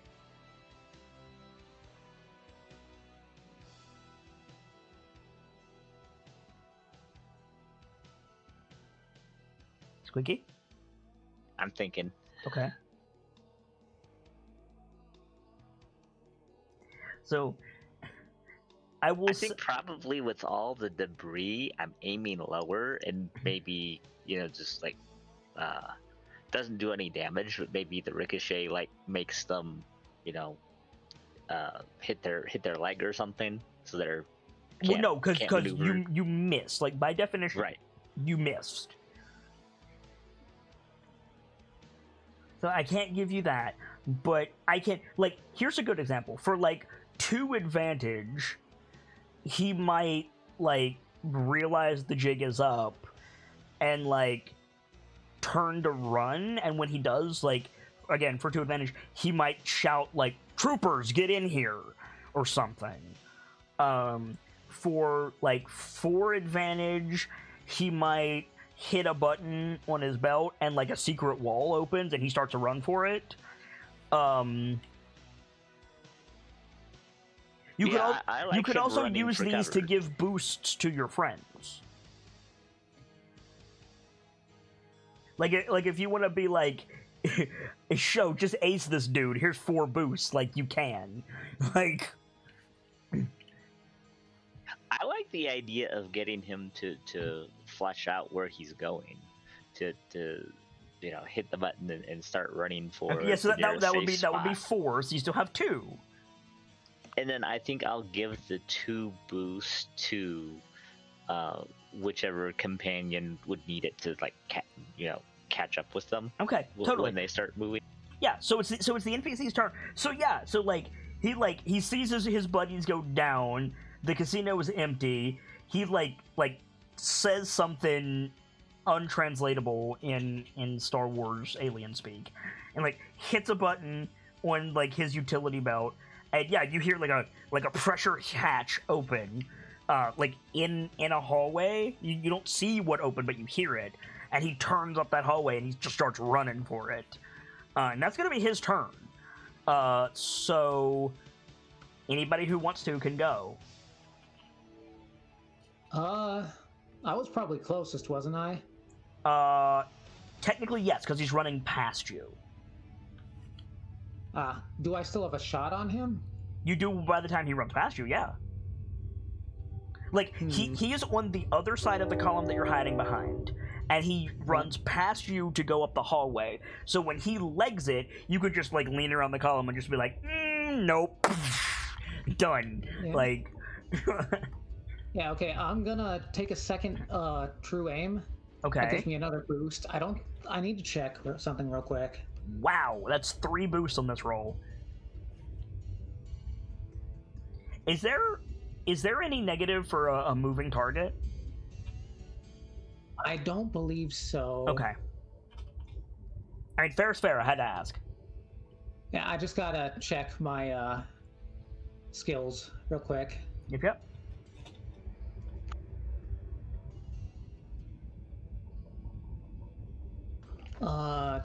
True aim. Yeah, it'll upgrade the combat check again too. Cool. All right, there you go. Roll it. You have the true aim stuff on your own stuff because I've got it on mine. Yeah, I've got it over here. Okay, so I'll just take it off then. Every time you guys talk about pluses and minuses, I'm setting it up. Wow. Okay. So go ahead. No, go ahead. I was gonna say. So he's absolutely 100% aced. They're just 3 successes. He is disintegrated, and then you produce for yourself 6 more advantage. What do you want that to be? Uh,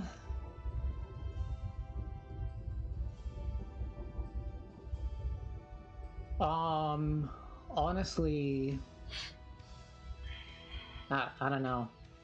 I Okay. have some ideas. Maybe like it's just his gear doesn't get disintegrated along with him. Okay. Well, I would like to hear what Squeaky's ideas were, if you don't mind. Yeah, go ahead.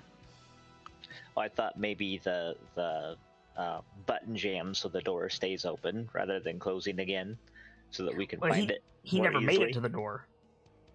But we don't know if the door would then close again if there's, after a certain amount of time. Fair. But it's just a possibility. I would say that's worth 3. The other possibility might be making it so that even though the alarm went off, the whoever might be in the next room doesn't have enough time to be prepared. That's going to cost you 5. Because these are troopers, theoretically.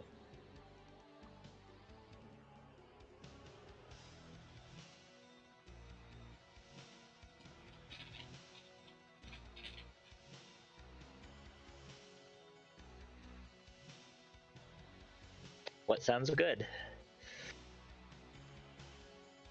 His gear not disintegrating, by the way, would be 3. So the door stays open and we get his gear. Yeah. Sounds good to me. Totally. We fry him, pile of gear. Looks like it looks like he's been cast down and become more powerful than you could ever imagine.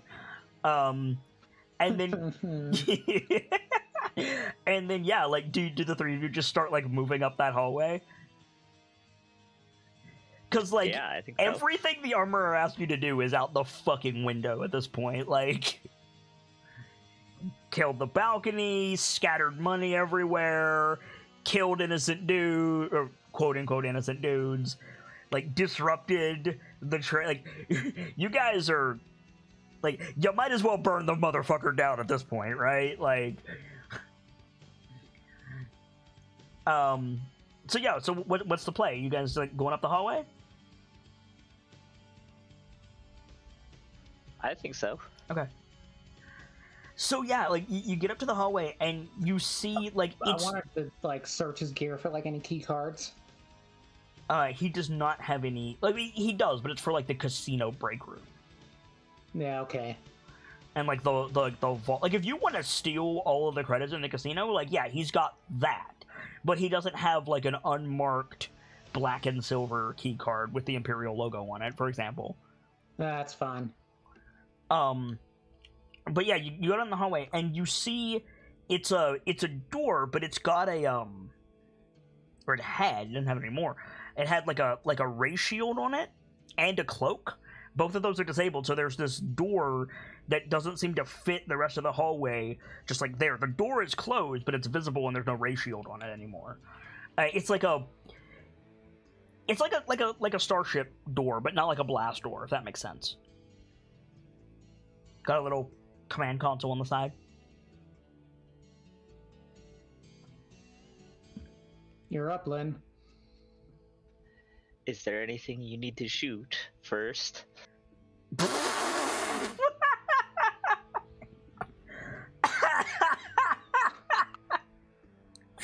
sorry, that got me. That was Star Wars level banter. Good job. Sorry. Would you like to call show a nerf herder while you're at it? Sorry, go ahead, Vader. Are there any alarms you need to trigger?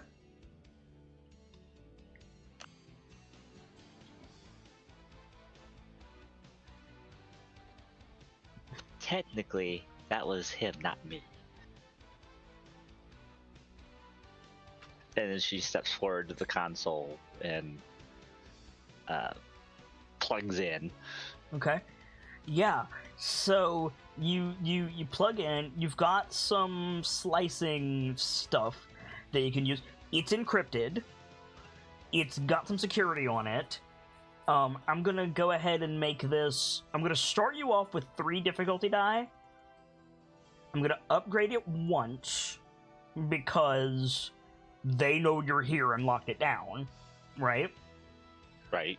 I'm gonna give you a setback, one setback, because again, they know you're here and like you don't know what's in there. You don't know like you don't know that it's a Linux system that you understand until you jack into it, right? Right. But I get to remove one setback, yep, Dave, you get to because remove of a my setback. bypass security. And then what else do you get to do? You get to remove a setback to break codes or decrypt stuff. There's only one setback, so. Okay. And then 50% reduction in the time needed to complete it. Right. Okay. I didn't put a timing factor on this one, so that one's not going to apply. But you do have a lot of Destiny points if you want to use them. I don't It's a think difficult we need it check. right now. It's a pretty difficult check.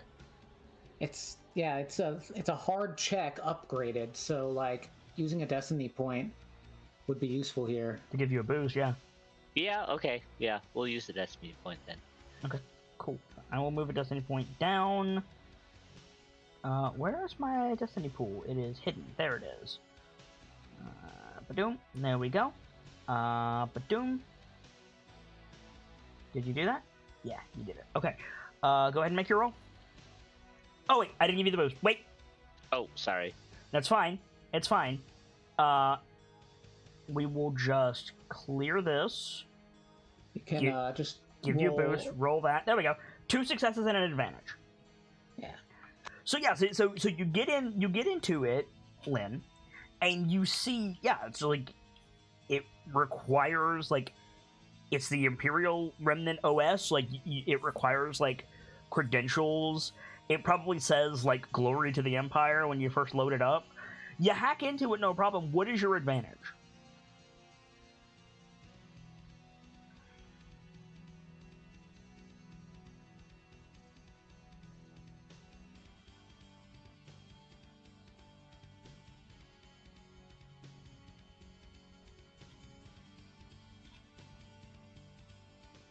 Len? I think maybe when it opens the door, it would also give the status of the other doors, like if they're open or closed, or how many doors there are, just something. Sure, absolutely. So yeah, it's like as it comes up, you see that it's like one room that's a bunker. It's got this door. It's got a door to the outside, and that's basically it. You get like a general schematic. It's probably about. It's not very big. It's probably like 50 square feet at the most. And yeah, you even get like life form readings right before the door opens. Unfortunately, because of the way you worded that, you can't do anything with the life form readings, as the door flies open and there's like 3 ruddy looking like stormtroopers like right there. They grab Lynn and like drag her into the room, and at the same time a ruddy looking black armored stormtrooper with a pair of like vibro tonfas like jumps out into the hallway. So we're gonna roll initiative. Would this be vigilance then? This would be vigilance, yes. Cool. 2 by 6 for me, alright.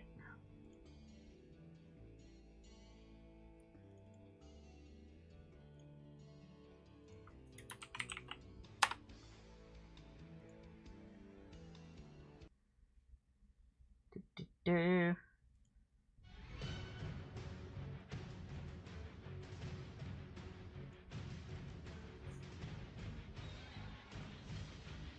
2 by 6. Okay. So yeah, I'm going first. All right. So this stormtrooper like jumps out. He's got the 2 like purple glowing vibro tonfas, and he's just gonna light into who was first in the hallway? Was it Arcos or was it Sho? Arcos is the heavy, so I would. If he agrees, I'd say him. Arcos, you down with that? Yeah. All right. So he's gonna jump in. Let's see. How does melee work, Vader? When you are in engaged range, when you make a melee or brawl check, it is a difficulty 2 attack, Okay. as because like you're blocking and parrying and dodging. Right.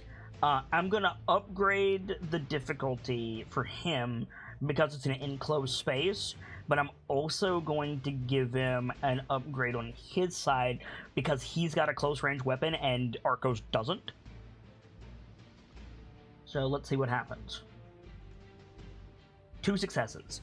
Okay. Arcos has the shock gloves.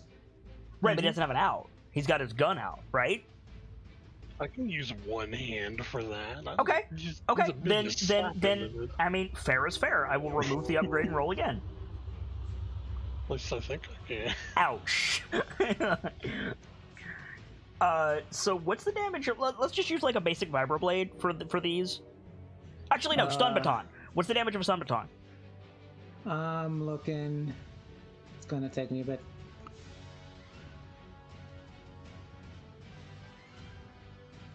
But the threat will translate into a boost for Arcos, because he's right in the big Mando's face. So... Shit, I'm gonna have to look, something up in the wiki. Okay. What's up? It's just not in the core rulebook for something like that, so I'm just checking the A wiki. stun baton isn't the core rulebook? Really? I'm surprised. Let's see. Looks like brawl +2. No, it would be a melee weapon, not a brawl weapon. Right. Yeah, but that's under melee weapons. What I'm finding is there's stun baton. The damage is listed as brawl +2, like the brawl stat. Why brawl? I'm not. No idea. I'm not seeing what they're looking at. Well, The Z2 stun baton. No, I'm seeing a melee. I'm seeing it says melee on my end. okay, but what's Z2 the... stun baton? It's and I'm seeing something different. I'm seeing a flat 5 damage. Okay. I'm probably looking at the wrong thing. So then. five stun damage, but your soak applies, and your soak is 6, so it doesn't connect. But it also has the concussive 1 property. Let me see what that does real quick. Yeah, good call. Well, you had 4 successes, so it would be 5 + 4. Leave the target shell shock from mighting. The target is staggered for a number of rounds equal to the weapon's concussive rating. That's if it connects, right? Yeah. Which it didn't. A staggered target cannot perform actions, is Yeah, what it so says. so you're fine. It didn't connect. So soak 6, he got 5. Nothing happens. So you like throw your hands up. You hiss at him. He plunks you with the stun baton. Nothing happens. Meanwhile, Lynn is dragged into the room, surrounded by stormtroopers. They don't shoot you right away, but it's that scene of like the troopers like in every corner and the Mando in the middle. You know, we've got you 4-1. They don't do anything yet. The threat is that his stun batons don't do very much, and now he's got the big Mando in his face. Anyone can go.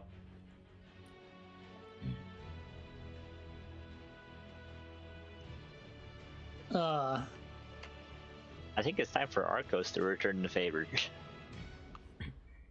don't know, I want to see if this guy gets shot first, and then I'll slap him if I need to. Here's the thing, we're engaged with him. If I try to shoot him and I roll enough threat, I might end up shooting you. Well, no, it wouldn't be threat, it would be failure. No, I think it's either threat or despair when you're trying to shoot against a target who's engaged with someone else. I am not going to say you shoot an ally with threat. That's too minor, but I will say failure and despair. Okay.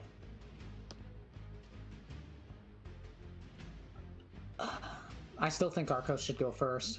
Okay. Yeah, because it's splitting the party with that guy between us. Alright. Arcos. You've got a Purge Trooper in your face. What do you want to do?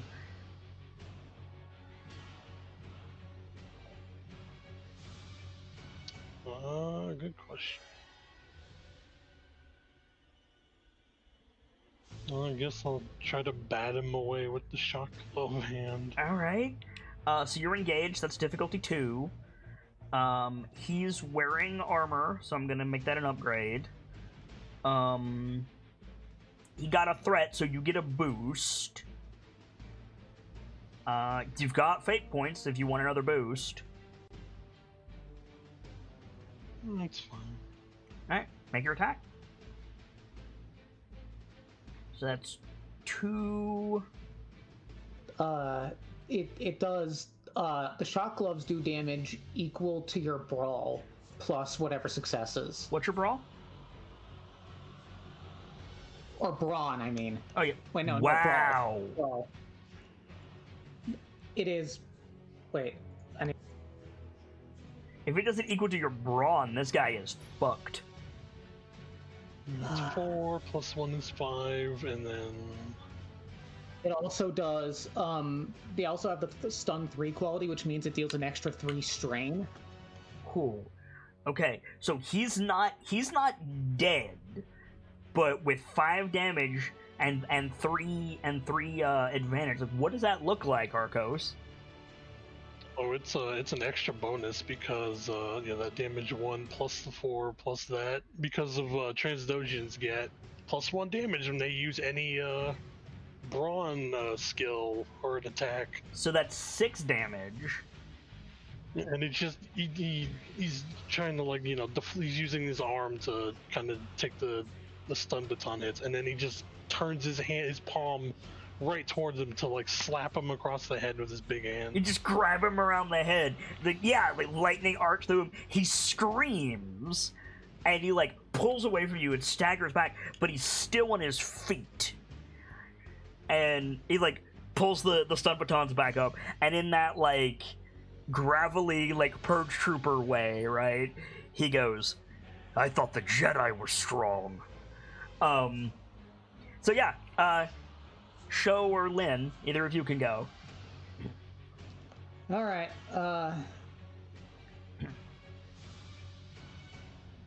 What exactly? I must have missed a little bit at as I was reading stuff. Yeah, what's up? What exactly happened to Lynn? So Lynn hacked the door, right? Lynn's crouched in the doorway with her slicing gear, hacked the door open, got feedback of what was in the room, and was about to be okay guys, and the door flew open, and 3 stormtroopers grabbed her, dragged her into the room, and then the Purge Trooper jumped out.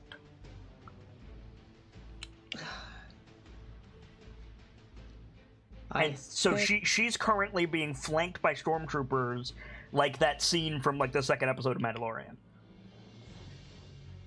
Okay, I'm not too worried about what the Purge Trooper sees, but I'm gonna try to sneak into the room without the Stormtrooper seeing. Is that a thing I can do? I thought you said there were Stormtroopers in the room. There are Stormtroopers because they grabbed Lynn. Yeah. You're in the hallway outside. The Purge Trooper is keeping you guys out. Oh, okay.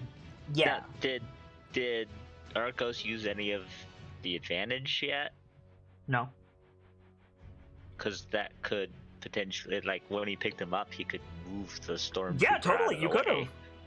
But sneaking in there is not going to happen. They knew you were there. They ambushed Lynn.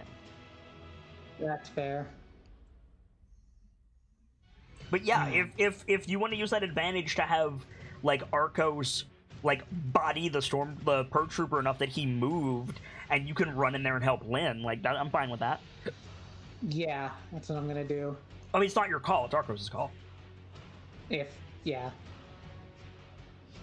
Arcos? I had to go grab something real quick.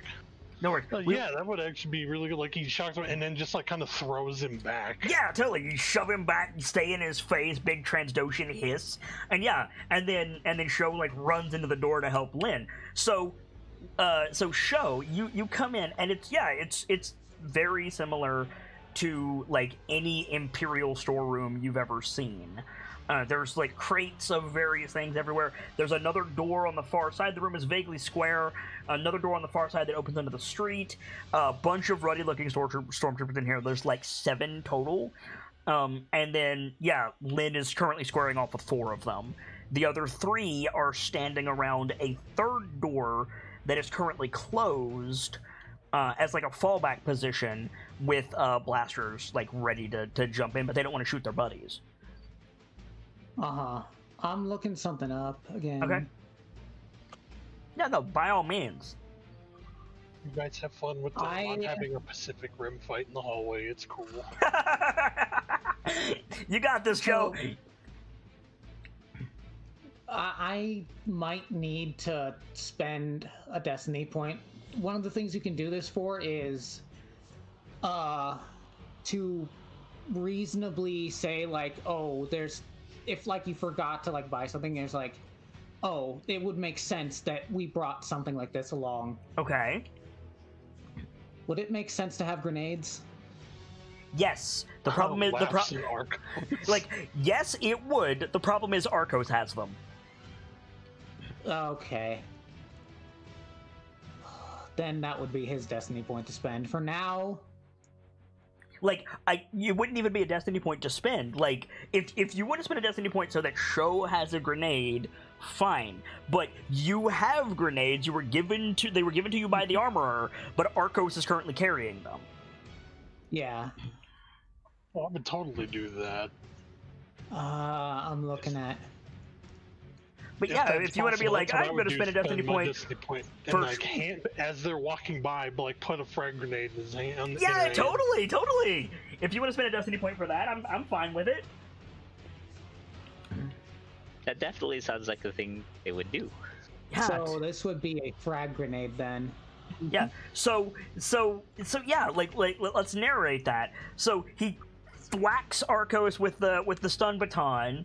Arco, like, nothing happens, like, Transdoshan hiss, like, bats the stun batons away, grabs the guy around the head, shocks the shit out of him, puts his other hand in, like, his midriff, picks him up and shoves him down the hallway, and he goes to, like, charge him, stay in his face, you know, like Spider-Man versus the Lizard, but on the way, he sticks his hand into the satchel in his belt, and is just like, Sho! Throws it over his shoulder, and then right back in with the Perk Trooper. I'm into it. Let's go. Okay. So... Alright, so frag grenade. Let me see. I don't know enough about how explosives work. Well, you see, you pulled the pin, and then suddenly you have a completely different problem on your hand.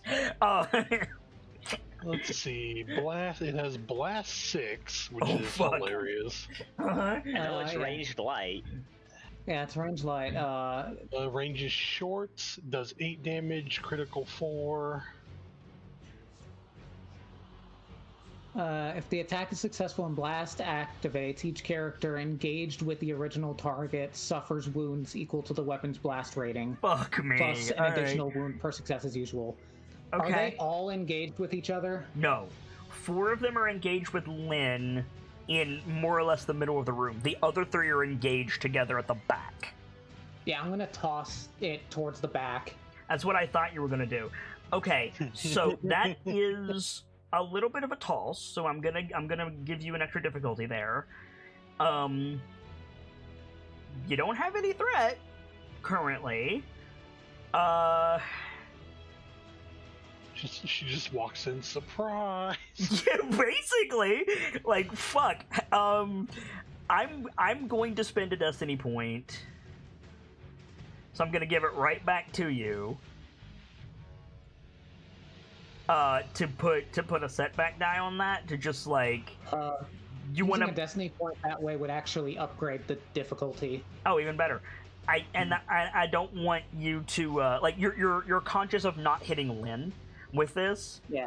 They just like you walk in like a badass, you hit the button, the little lights come on, you just throw it all the way across the room, arc it over Lynn's head. The trooper's like, "What is that?" And then you make the roll.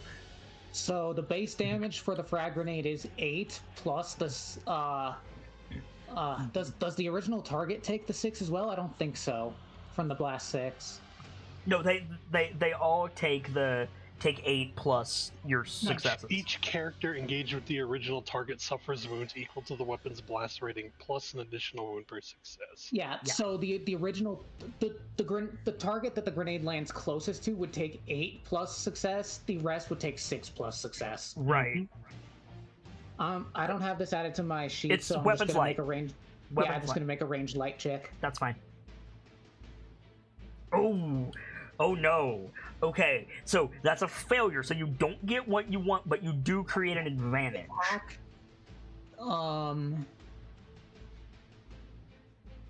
What's up? Sorry, I'm just.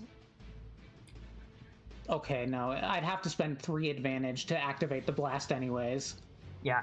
I mean, the blast is still going to go off. It's just not going to go where you want it to. So you throw it, and I think you throw it in like slightly the wrong direction. Like maybe it bounces off a crate or something. So it doesn't land where you want. So you're not going to damage the stormtroopers, but you're going to like make a big explosion and create an advantage. What advantage do you want?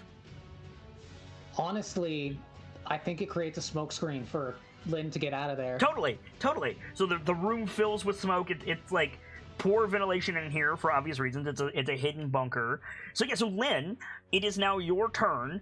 You had like these 4-to-1 stormtroopers on all sides. Sho just walked in, threw something. You couldn't see what it was, but you can guess, and then your guess is confirmed with the explosion. Yeah, what do you do? So, with all the stormtroopers distracted by the explosion, I think I'll use my maneuver to take cover behind the nearest crate. You just dive for cover. Okay. Like, you're supposed to have a signal for that. Dive for cover. Mm-hmm. And then... Sho responds, Bo-Katan doesn't use signals. Anyway, The signal was the explosion. Basically,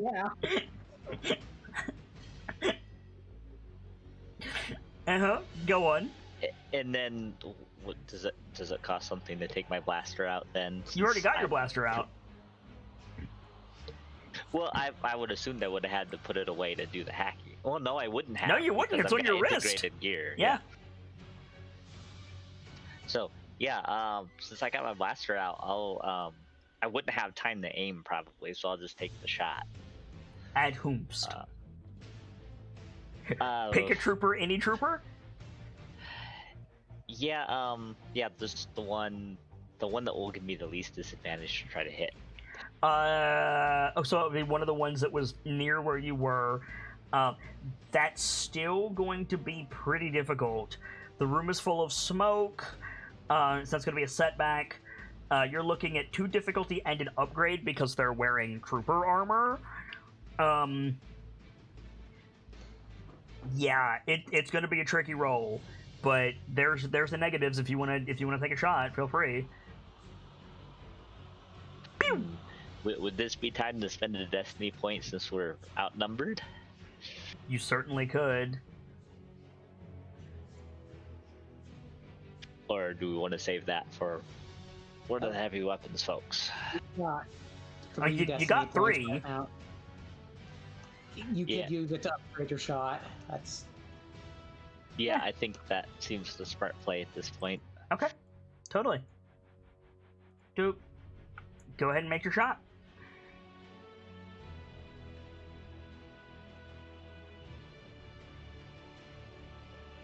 Okay, so you got a success and a threat. So that's going to be 7 damage on one of the troopers. So you blast him. I don't know how much health troopers have, but I'm going to say that the first trooper is going to have more. But yeah, I think you drop one of them with 7 damage and shoot him. He goes down. Immediately, like, one of the troopers is like, "What was that?" And like you hear like another blaster go off randomly. Yeah. All right. Cool.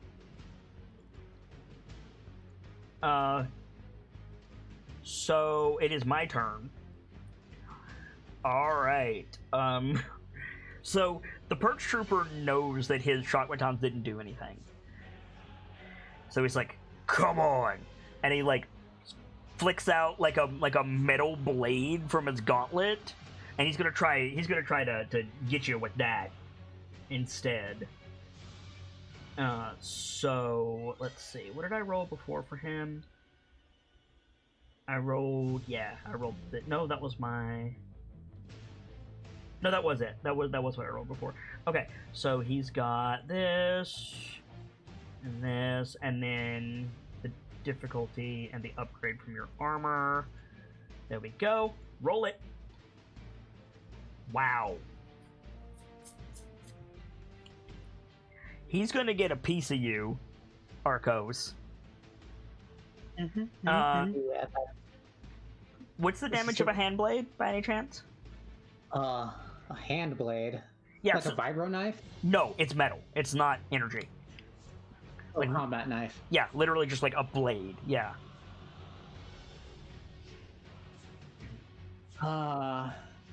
It is his brawn +1 plus the number of successes. Okay.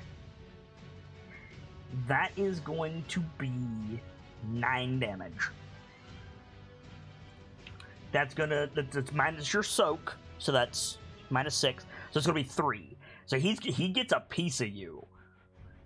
Like flicks the hand blade out on the top of his gauntlet. Come on, lunges forward and just like gets you in that joint between your shoulder and your torso. And that's a good solid thwack. Meanwhile, the stormtroopers, they're collectively going to take 2 shots, one at Lynn, one at Show, but they are not nearly as good as the Purge Troopers. I'm gonna lower them down considerably. I've got upgrade defense, so that upgrades their difficulty once. Okay, you're gonna upgrade their difficulty. I'm gonna give them a setback because the room is full of smoke.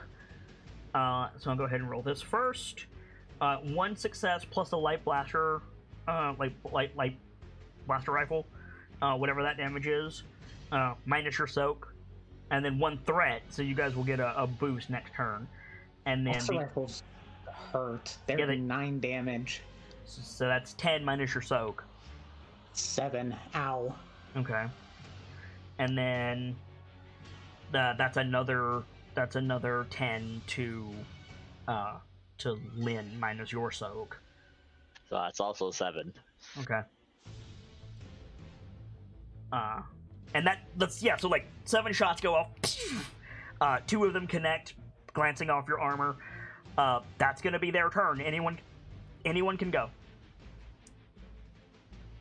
Also, the first person to go gets a boost, so keep that in mind. Yeah. All right. Yeah, that hurt. I suppose I should ask first: do you add or subtract when you take damage? Do you subtract it from your threshold, or do you add it from 0? I believe you add it from 0. Yeah, you add it from 0. Okay, that's what I thought. I wanted to make sure.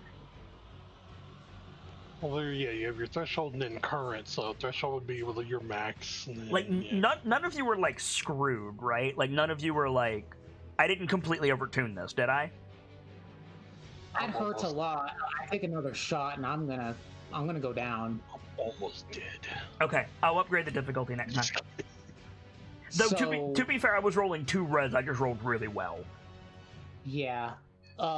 Although if a blaster rifle does that much damage, I might not be thinking of the right weapon.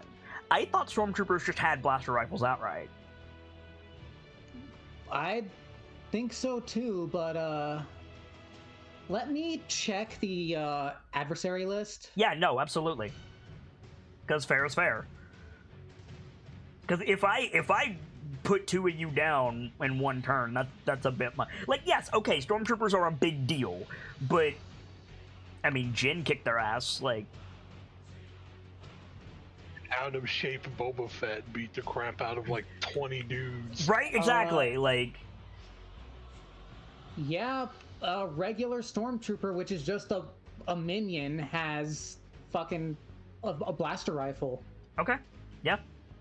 And, I'm looking at their. Sorry, I'm reading this.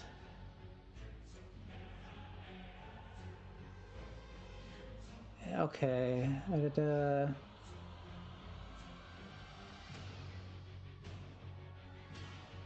Apparently their armor is just regular laminate, so +2 soak. Okay, I mean that's what I've been rolling with, so. Yeah, which means they have a soak value of 5. Their wound threshold is only 5 though. That's what I had it at. So yeah, so I guessed pretty close. To be fair, they're shooting at the. To be fair, they're shooting at the medic and the slicer. So yeah, like that's the other thing, and also like what this says to me is like get you guys better armor. Like that's what that says to me. Like there is not much armor that will increase soak much more. I mean, you could literally take their armor. Like just saying. Yeah. Gonna be hours having someone form-fit laminate to my Transdosion ass.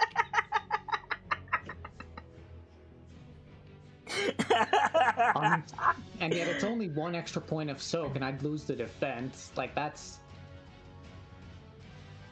the thing is. Well, regardless, anyone can go. I know what to do. We'll take all their armor and sell it and get heavy battle armor. There you go. Yeah.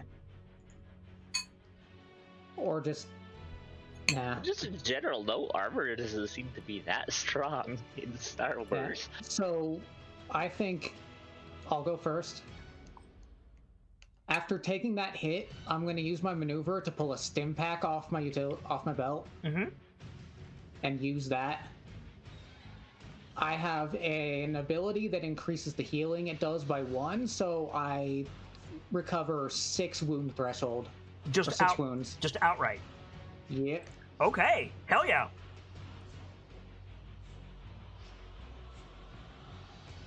And that was a maneuver? Yeah. Cool. You still got your action.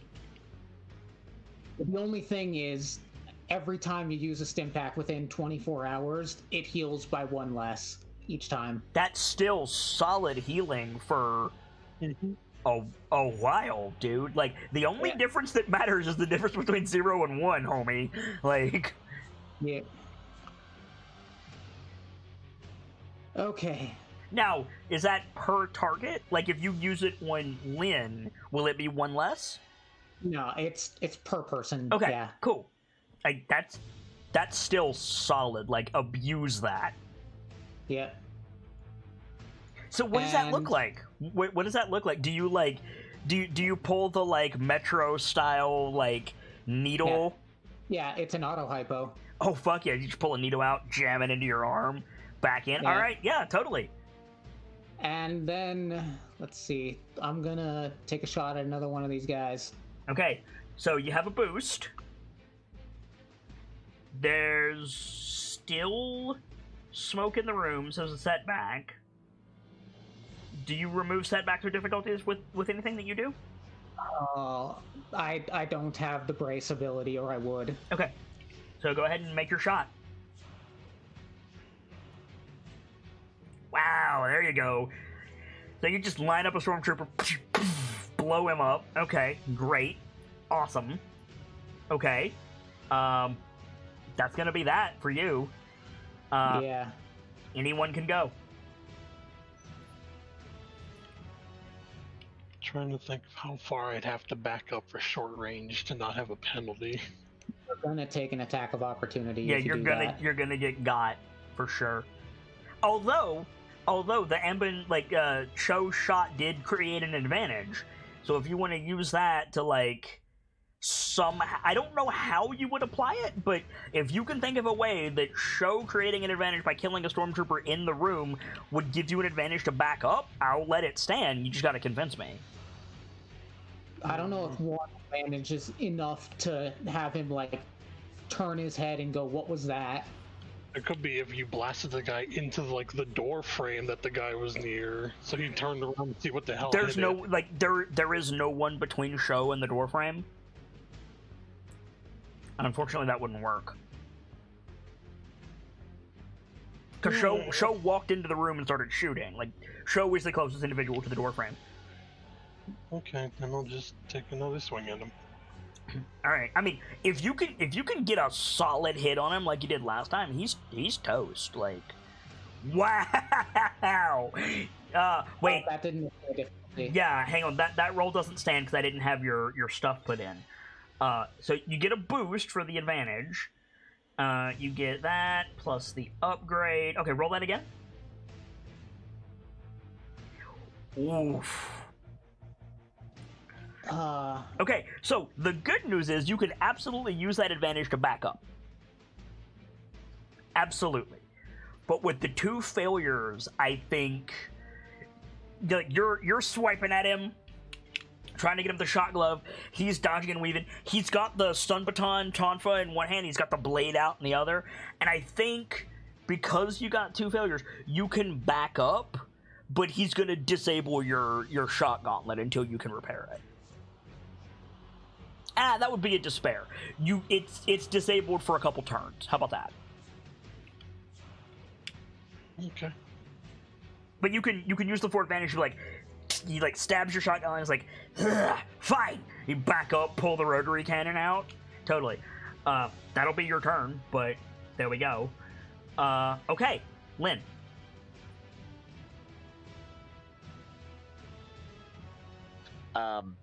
Is there anything else notable in the room besides just like crates and stuff and the exit? The room is currently full of smoke. Full of smoke, yeah.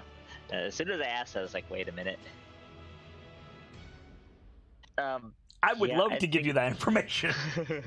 Sorry. I think I'll just have to... now, we used the advantage already? No. Arcos used the advantage. Okay, so he used the advantage that... To back up and get his cannon out, yeah. Gotcha. Then I guess I'll just... I'll aim so that I can try to get a better shot through the smoke. Okay. And take a shot at the next closest stormtrooper. Doot. Make your shot. There you go. Yeah, you put another one down, but you create 2 threats. So what does that look like?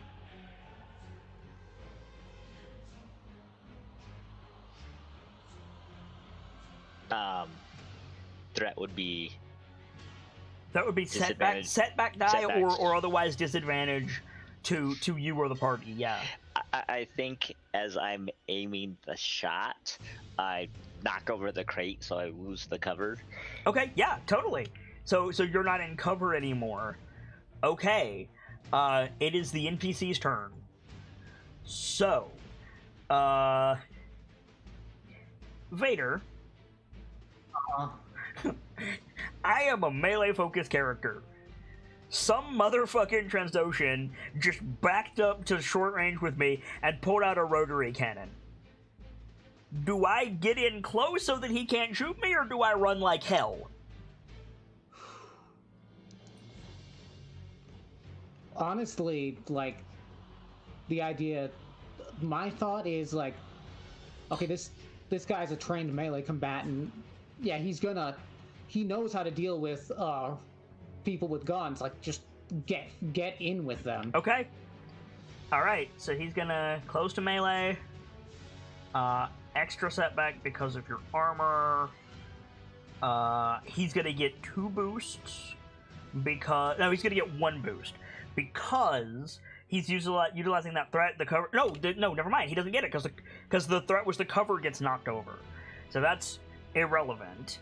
So yeah, he's gonna just... He's just gonna go in. He's gonna go in. See what we can do here. Whoa. Oh no. So I'll do this from lowest to highest.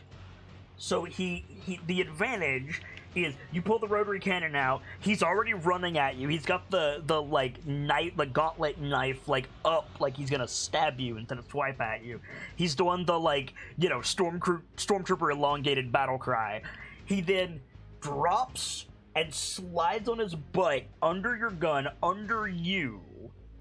And then the triumph plus 2 successes. That's an injury, right, Vader? That is a critical injury, yes. Okay, what? Now that's a D100, right? Yes. Okay. I will roll that first. 96. Nice. Not nice.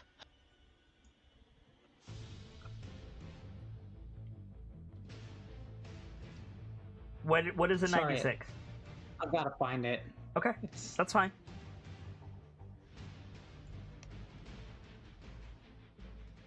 Execute die roll 96. By the way, this is going to be 6 damage modified by your soak. So, you're not going to take any damage. Oh god, that is a you are crippled. That's perfect. One of the target's limbs selected by the GM is crippled until healed or replaced. Increase difficulty of all checks that require use of that limb by 1. Yeah, okay, so you don't take any damage, but he, like, slides under your leg. That's exactly what I was hoping that would be, to be honest. And just hamstrings one of your legs with that knife. And you just drop to your knees.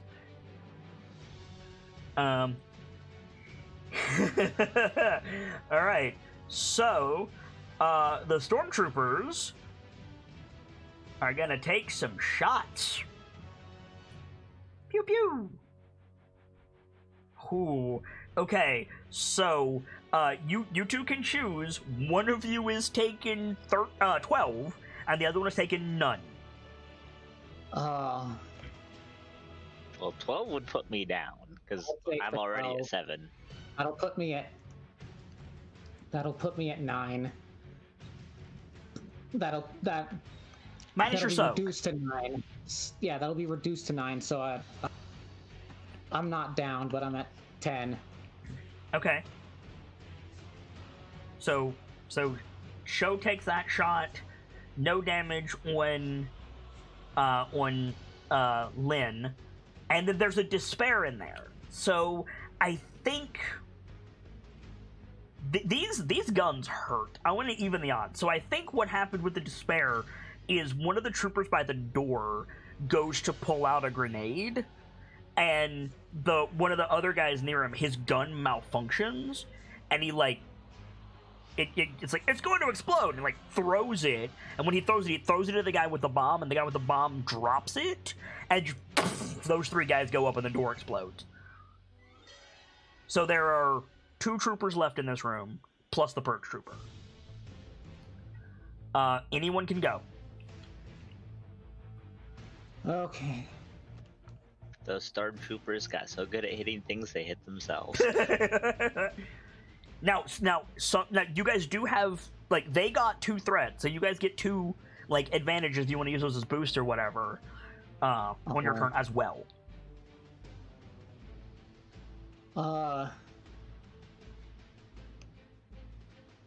Lynn, if you want to go first, I think I need to go help Arcos after this last trooper is down. That's what I was thinking. Well, there's 2 troopers. There's here. 2 troopers left in the room with you and Lynn, and then the purge trooper. But yeah, I would definitely. But in no uncertain terms, Sho, if you look over your shoulder, Arcos is on the ground on one knee. He's not holding his rotary cannon, and the purge trooper is walking up behind him, getting ready to get the knife around his neck.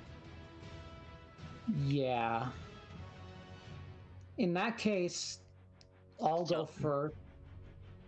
Yeah, you can just shout out, can you handle these guys? So. Yeah, she just shouts, "Handle this." I'm going. Do I have a shot from here or no? It will. Do I need to move? You have a shot, but there will be some difficulty involved. Yeah, I'm Like, thinking... I'm going to give you an additional challenge die. Let me put it bluntly. Yeah. Then in that case, I'm going to move into position so that I have a short-range shot. Okay.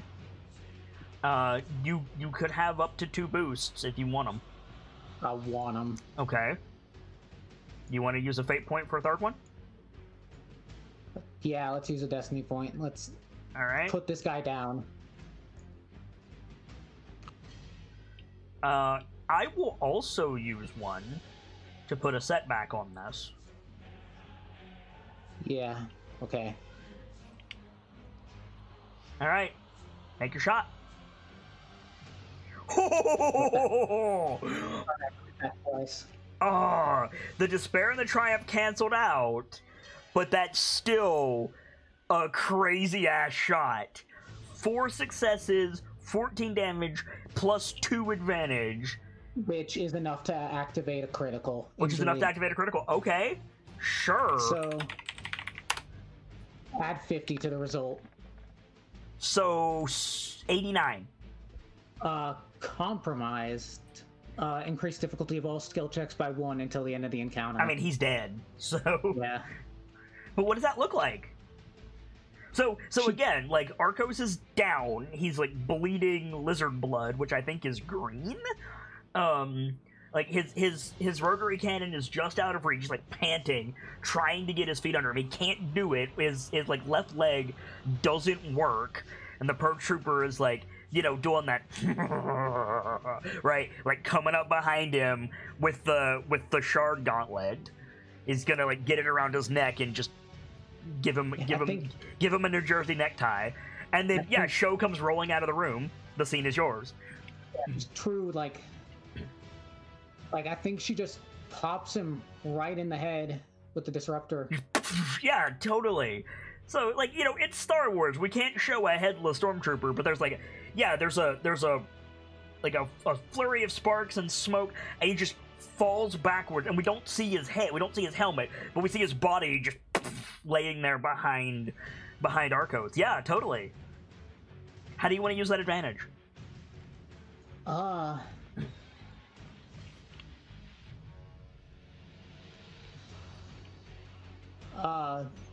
I think just Can you use advantage on an extra maneuver? That's a good question. Because if you can, you could just heal Arcos. That's honestly what I was thinking, if you can do it.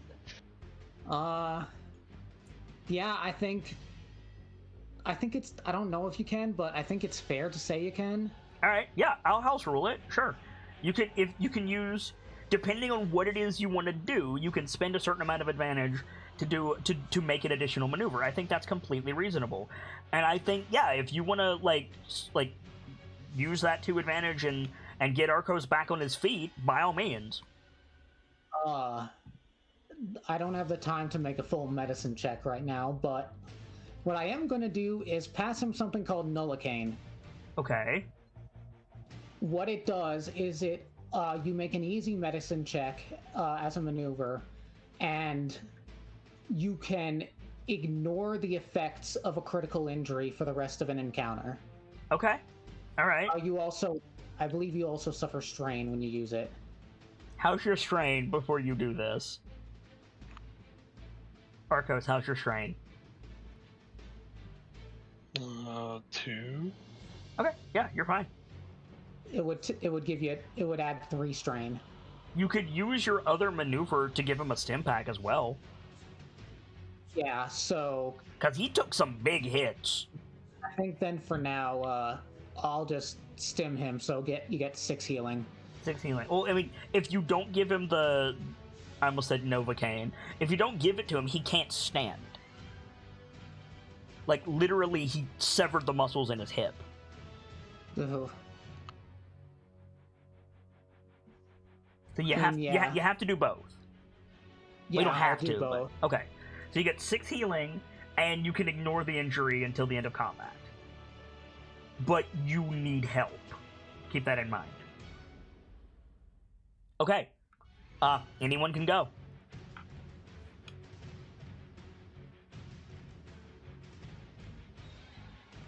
Arcos, Lynn?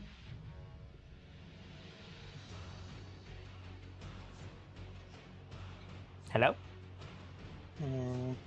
I guess I can go next. Okay. Since they said handle it. So yeah, I think they're still There. No. Here's a question: Did the door blowing out clear some of the smoke from the room? I mean, not in like 2 seconds, so no, but it will. Right. Okay. I think. I think I should use my maneuver to get back in the cover, and then take another shot. All right. Duck back into a different cover. Boop. No advantage, no threat on the board currently. Make your shot. Yeah. Okay, so that's a threat, but take out one of the troopers. I think the threat is you hear and see a silhouette of someone starting to come through the door that got blown open. So someone else, some unknown, is entering the battle. But you take out another trooper. There is one left. Arcos.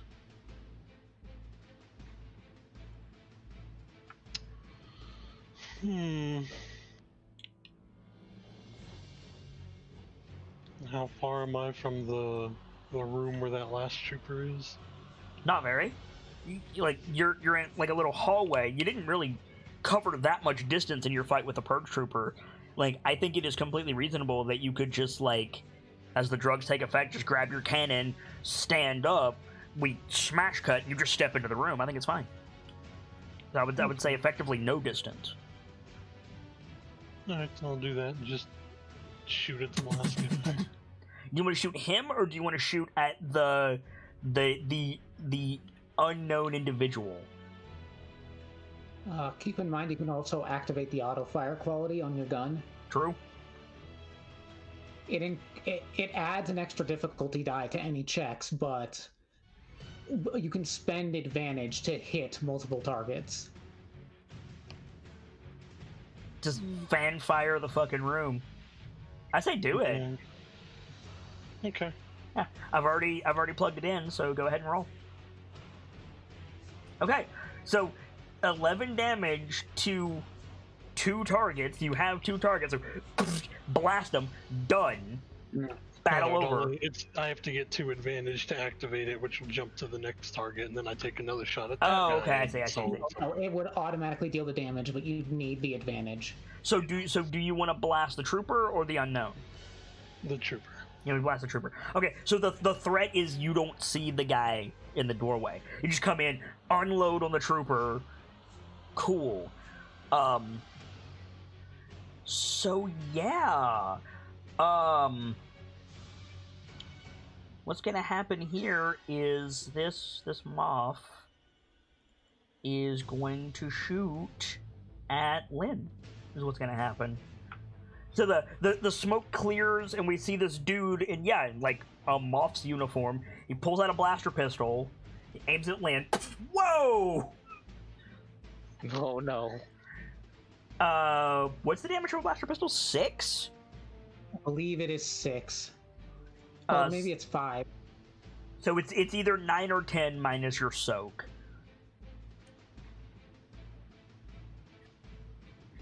So we need that number, because that's the difference between me staying upright or going down.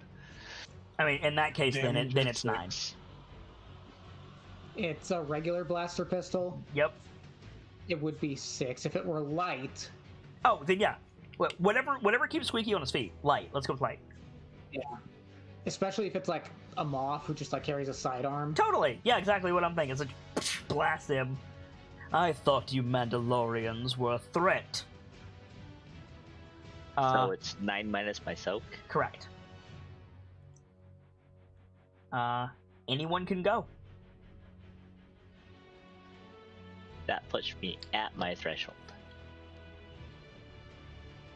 I don't know if that means I go down or not. That means you go down. Yep, you're down. But you're not dead. You roll on the critical injury table, though. Oof.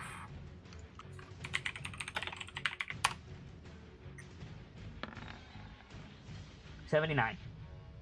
No, these rolls. Yes, I know. Overpowered. Sorry? God. Oh, that's overpowered. The target leaves themselves open and the attacker may immediately attempt another free attack against him. He's down. The moth won't take it. All right. So yeah, so Sho or Arcos can go.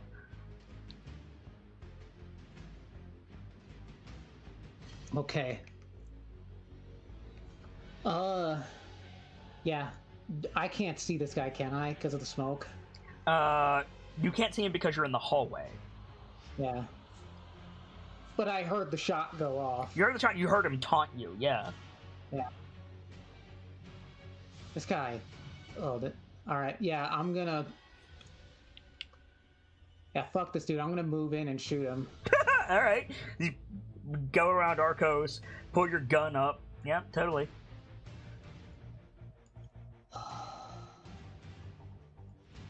Okay. If it's a moth, he might have information. Yeah, he might. I'm gonna flip the stun setting on. Okay. Which is an incidental, so. Okay, totally. All right, take the shot. Yep, I've already got your thing. Ooh. That's a hit, but it's not because the despair overwrites a success. No, it already counts the despair. It's already counted down the successes with the despair. Oh, I rolled 3 successes, 1 failure, 1 despair. Okay, so 2 advantage, the despair, and then the success. So 11 stun. That will be enough to put him down. I think what the despair is like that's the last of my energy in the gun. No, I think what the despair is, because I treat triumphs of despair as very heavy. I think the despair is you flipped the catch and it didn't take, so you just fragged him. Okay.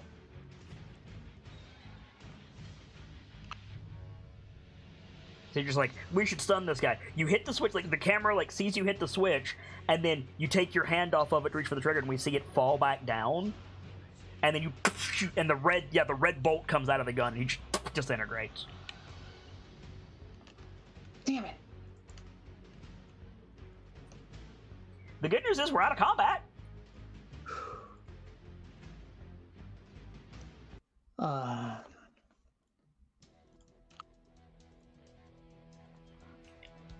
Alright, I need to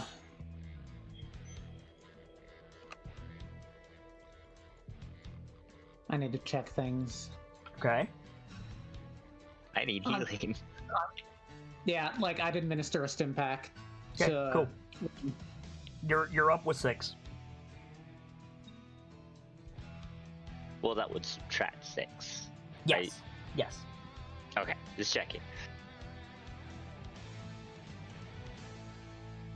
So yeah, you guys are surrounded by stormtrooper bodies, a dead moth, a dead purge trooper, and several crates of various things. There's the hallway you just came out of, the vacant casino, there's the doorway to the street. You can hear sirens in the distance. And then there's the door that the moth came out of. What do you want to do?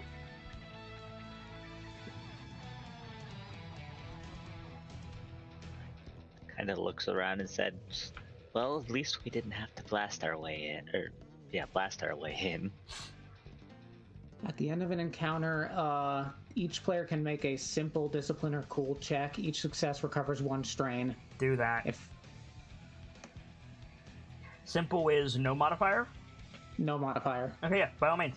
Roll it. That's just strain, not wounds, right? Correct. Yeah, just strain. That's still useful.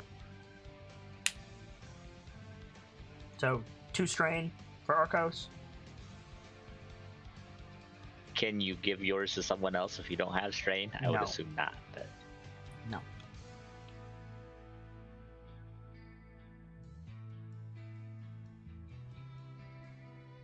Yeah, I've got no strain, so I don't need to make a check. Alright, cool. me neither. So yeah, you got that's what you see in this room. Alright, I'm checking how to recover from critical injuries. Rest, downtime, back to tank. I'm trying to. I can make a medicine check to treat it. To treat Arcos? Yeah. Yeah. It's difficult though, isn't it? With the how high you rolled, yeah, it would be a hard medicine check. So it's 3 difficult. 3 difficulty. Okay. Go ahead.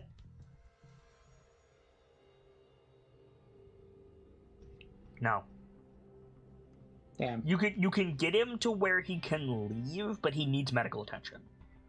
Yeah. And he's not going to be running anywhere. Like, honestly, like, because it's a failure, you might have to, like, put him on a hover dolly.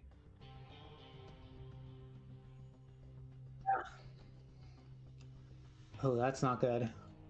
I mean, he got hamstrung. I will say this, he won't bleed out, but you have limited time anyway, because sirens. Yeah. And Like, there was nothing else we needed to do aside from clear out the Imperials. Clear out the Imperials and destroy all their contraband. Yeah. So, yeah, let's. I'd say it's time to just set explosives in key points. So we get the shot of like Sho and Lin like moving around the room, setting the detonators up. You start the timer, and then you hear a cough from that other room. And okay, that's something we got to look into. All right. You mean the main room? No, I mean the room that the moth came out of. Yeah. Oh, I thought he came from outside. No, he came from that room that you blew open. Oh, I thought that door was outside. My bad. No, there is an outside door, and then there was that other door that the 3 stormtroopers were guarding. The moth came out of that room, and that's where you heard the cough. Okay.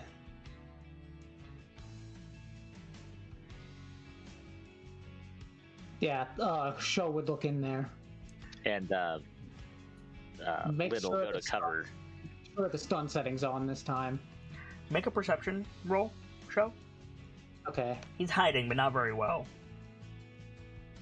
Okay. So you generate 2 threats, so I think maybe like you take a little bit too long fiddling with your gun, you're feeling the pressure of the time. Take a strain. Okay. But yeah, you see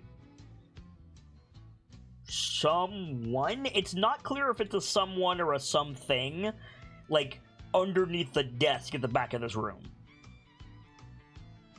Come out! She shouts. That was not the voice I was going for. It's fine. How do I know you won't kill me?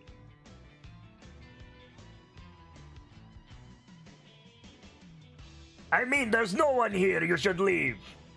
Don't come out, I will.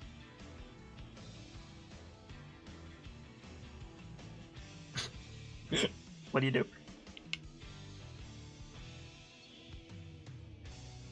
Huh? What do you do? I just. Yeah, I shouted at him. Oh, you just shouted at him? Okay. I said, if you don't come out, we'll kill you. Oh, it didn't come through, so. Okay. Roll an unmodified cool. Okay. You sure this isn't like one of the social checks, like coercion? No, because you're not coercing him to come out. The cool roll was so that you don't just blast him when you see what it is. Okay, yeah, totally. So this incredibly fat Toydarian, like, crawls out from under the desk and, like, laboriously, like, flutters off the ground. He's naked, or mostly naked. He's wearing entirely too many gold chains. He's got, like, 3 rings on every finger. His, like, proboscis is pierced with jewels. He's, like, obviously, like, the owner of the casino. And he, like, holds his hands up. He's, like, panting, like he's having trouble flying because he's so fucking fat. Like, hovers over the desk. He like holds his hands up. He's like, wait, don't kill me. Jarul can trade for information, yeah? Repeat that. Jarul can trade for information. Lynn's first thought when she saw the jewelry is, what would the Empire want with a music producer?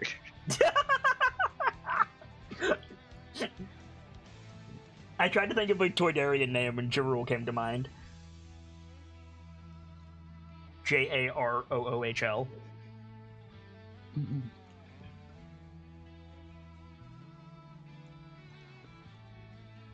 Well, I hope you're good at trading, because we don't have much time. Dealing with Imperials is bad form. Dealing with Mandalorians, I think, is worse.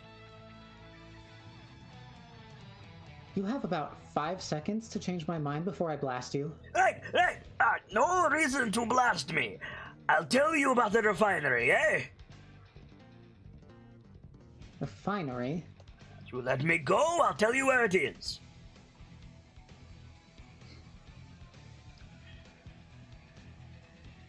How about you tell me where it is, and then I'll decide if I let you go. You let me go. It's the one thing all you helmet heads want. Beskar.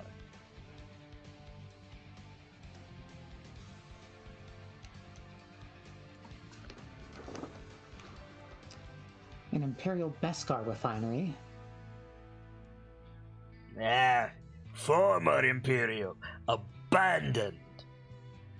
The New Republic doesn't know about it, I think. And how exactly do you know about it? That would be telling.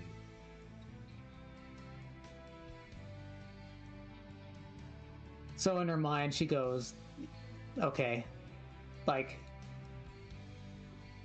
shady black market knowledge, fine, whatever. Yeah, exactly.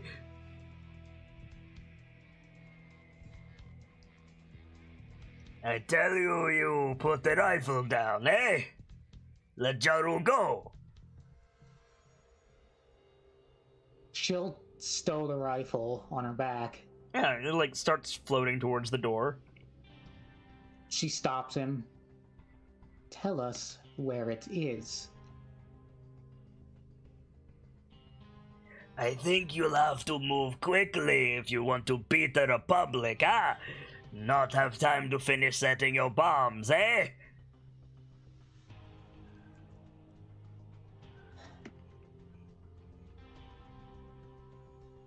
Grins at you, all of his teeth are fucked up.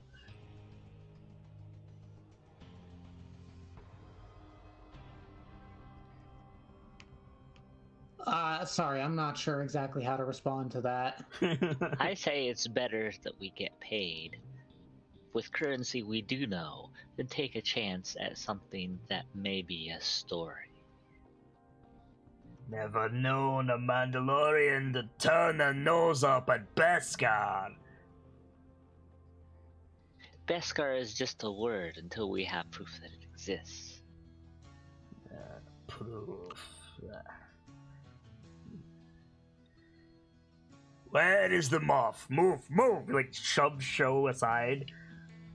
Well, let's see. He's there, and over there. Where are his clothes? Like, digging through his pockets. You see him, like, take out a cred stick, bite it, put it in one of his, like, fat rolls. Digging through. Reaches, like, into his jacket and pulls out. Yeah, he pulls out something, and I imagine Show, like, snatches it from him immediately. And Absolutely. we cut to, like, over Show's shoulder looking at the thing in her hand. And yeah, it's an ingot of Beskar with the Imperial stamp on it.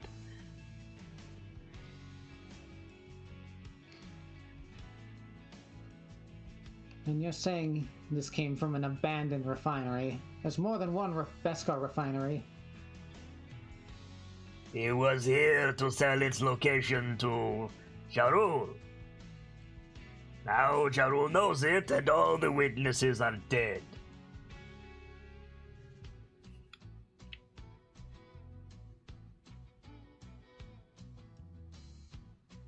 I tell you for 50%.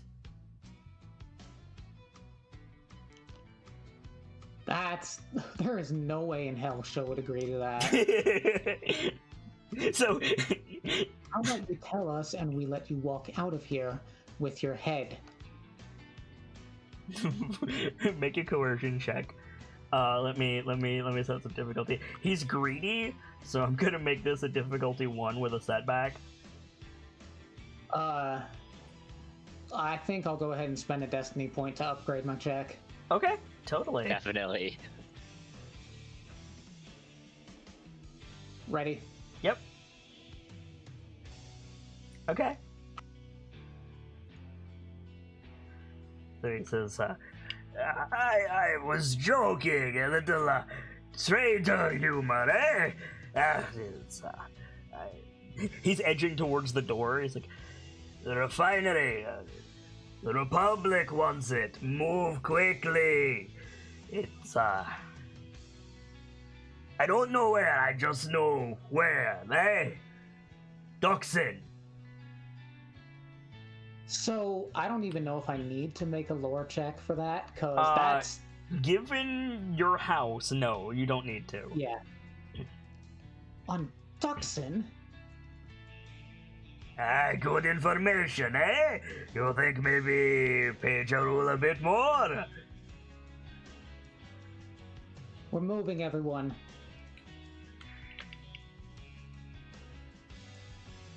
We need to get out of here before the Republic is on us. Sounds good to me. I guess we're still leaving the door open for him then.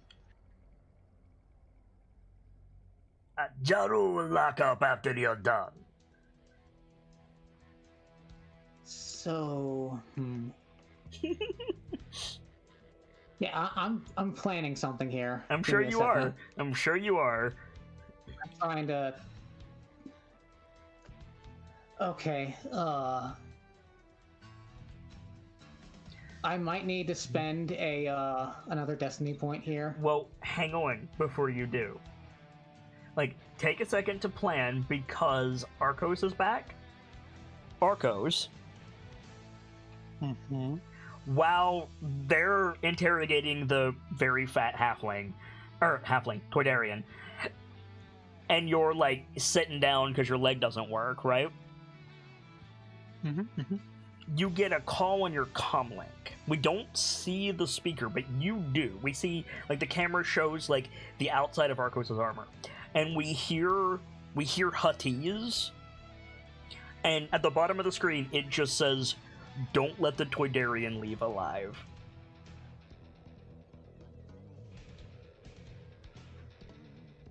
So yeah, as the Toydarian's like, edging towards the doorway, as soon as he would go to like I'll just leave. He turns, and even though he's sitting there like back on the door frame, he's got his gun pointed towards the Toydarian. Yep.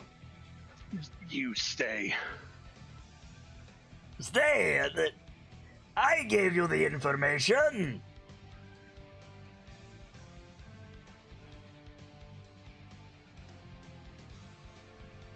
Lock up. And he looks at Sho, like, and Sho, you've seen this look before. It's like, call off your dog.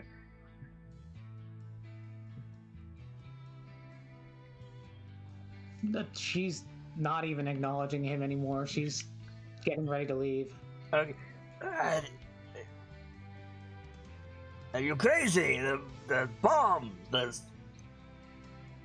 I gave you the information. You let me out. You look fast. Stay there. He's like got his hands up, like backs away from you. You're crazy.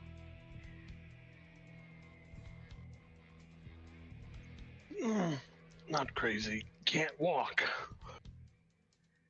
But not crazy.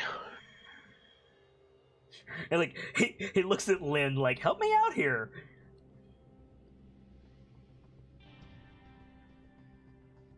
We should get moving. Bombs will blow soon.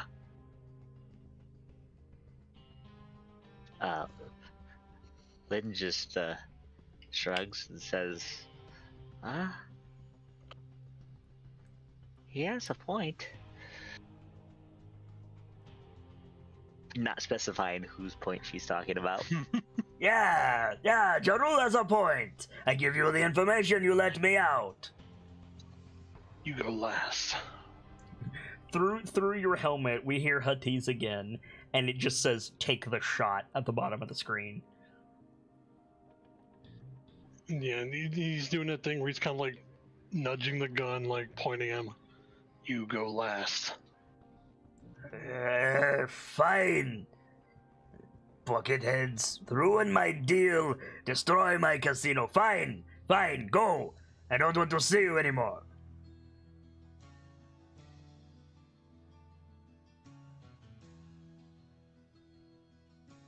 So, like... Lynn doesn't have any skin in this game, so she's already heading for the exit. Alright, so Lynn's out. Show?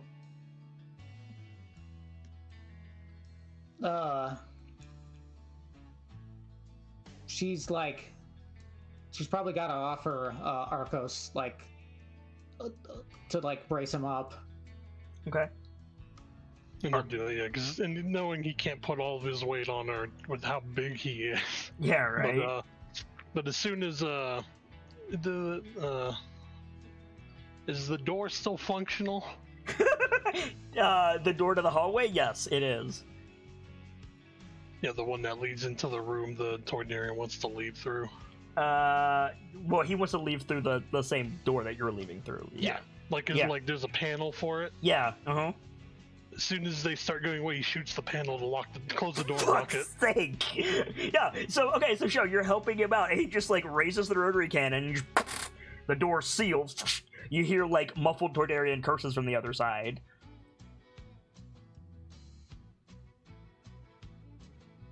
Did I hear Beskar?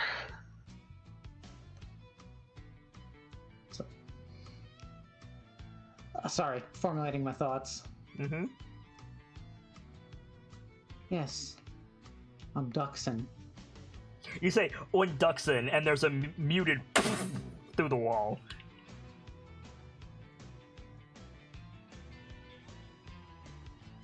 Looks like it needs a new owner now.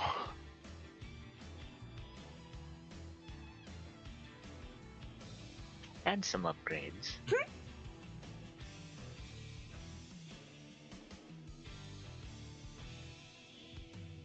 Taking a big pay cut, aren't we?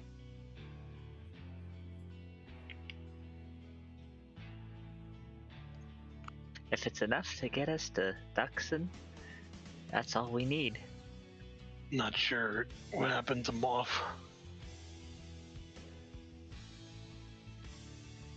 You guys exit through a side door as we see the Confederacy police run in.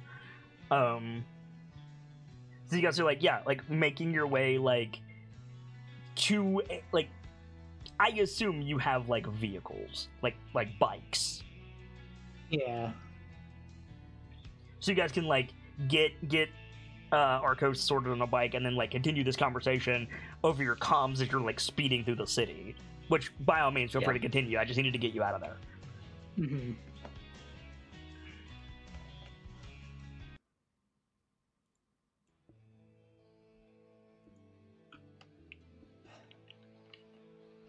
How much do you two know about Duxon? Very little. It's mostly ancient history. Important. Or was. It's ancient Mandalorian history.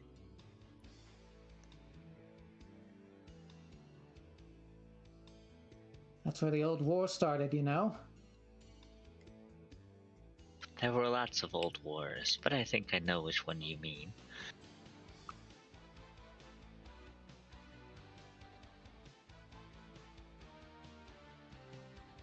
I think we get the shot of the slow zoom in on Show's helmet as you're speeding through the city, and we see a similar helmet on obviously a child in a kind of like Anakin's mom's house in structure, but obviously no sunlight coming in from the windows, and we see like we see like her lower third and hear her voice, and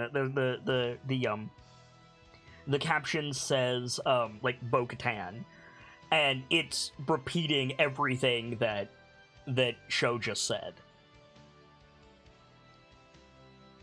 Mm-hmm. And then we cut back to the present scene.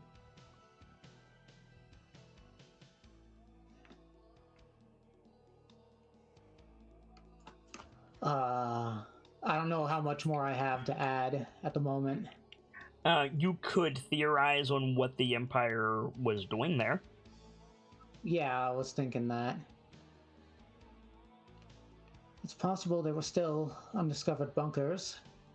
Imperial could have found quite a bit.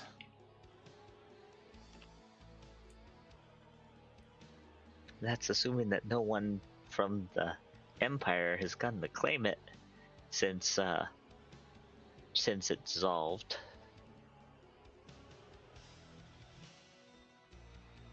If there's a refinery there, they had lots of raw material to work with.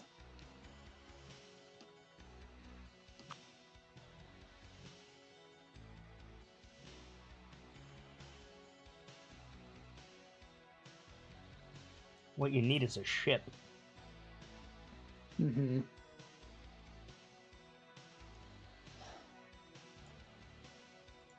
Hopefully there's enough to go around. There certainly are quite a few of us at the covert. Oh.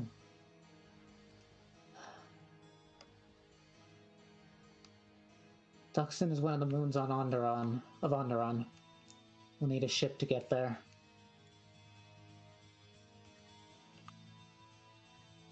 There's always the armorer's protege.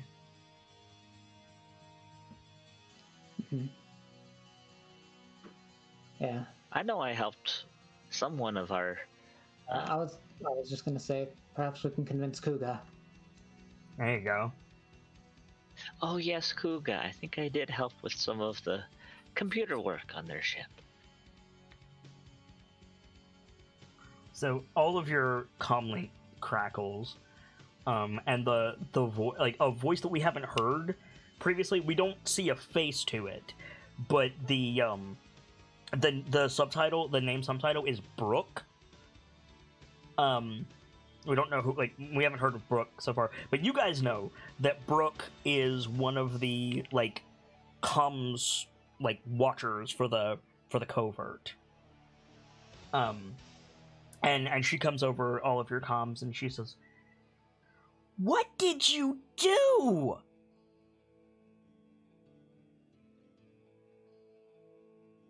Every line is red. All of them. Traffic is backed up for at least 16 blocks. Situation got complicated very quickly. I take it the negotiations were short? And to the point. Master's not gonna like this.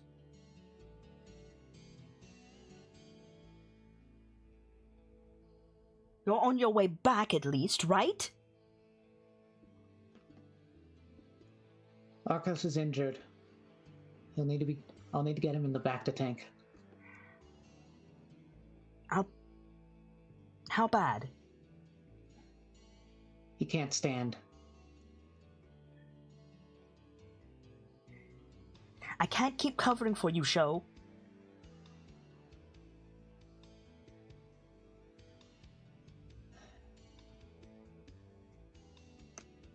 Sorry, I'm trying to figure out how to breach the topic of the Beskar. Now's probably not the best time. But Yeah. but at the same time, also, like, does Sho care about that? Yeah. In our Probably defense, the Imperials are better shots than most people claim. Does it hurt that they were in a small area? Hard to miss.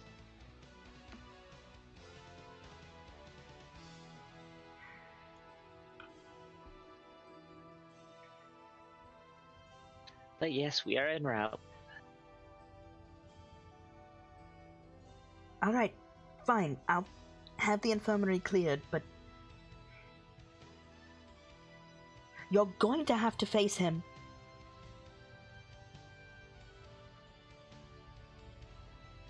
I know. And you might not have a home. Not after this. Not again, Sho.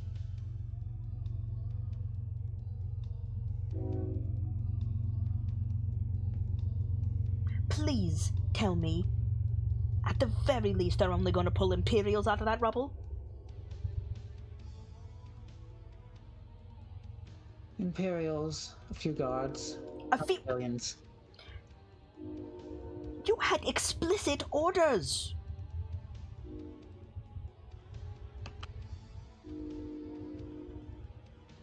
It's bad enough you got Lynn wrapped up in this.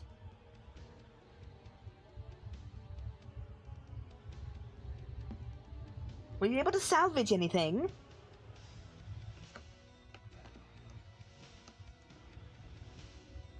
What's she mean by salvage? Like... I mean, the covert always needs supplies. Especially a covert this size. Like, credits, medicine, water tablets. We didn't grab anything, did No, we? you didn't grab anything, no. Except a single wing of a Beskar. Our orders were to destroy what the Empire had. Publicly, yes. We did get one thing. Bacta? Or was that too much to ask? Beskar. What? Like, your mic crackle, like your speaker crackle? It sounded like you said Beskar. The Moth had an ingot of Beskar, and we know where to get more.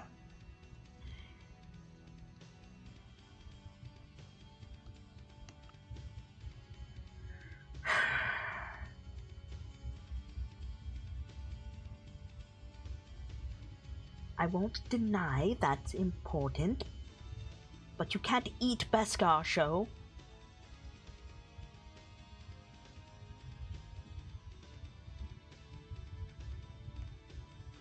Yeah, I'm sorry, I have trouble with responses. You're fine.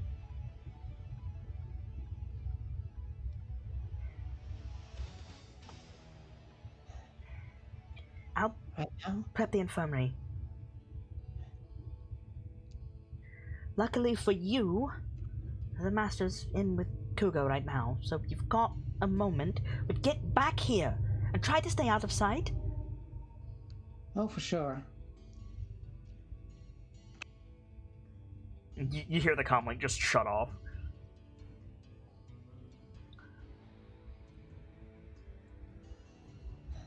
I'm in a lot of trouble. That was on all of your comlinks, by the way. Like, all of you heard that.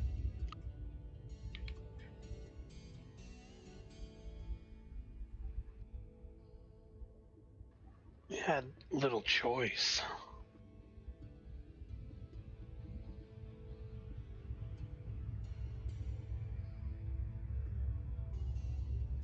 Could have been worse. And we do have a bargaining chip.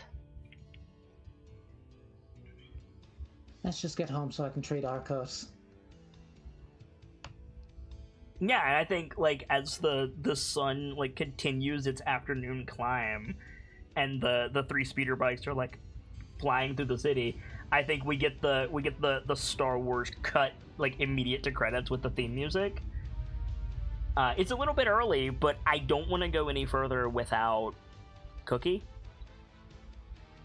Totally understandable. So if you guys want to wrap there, I think that was a pretty good episode.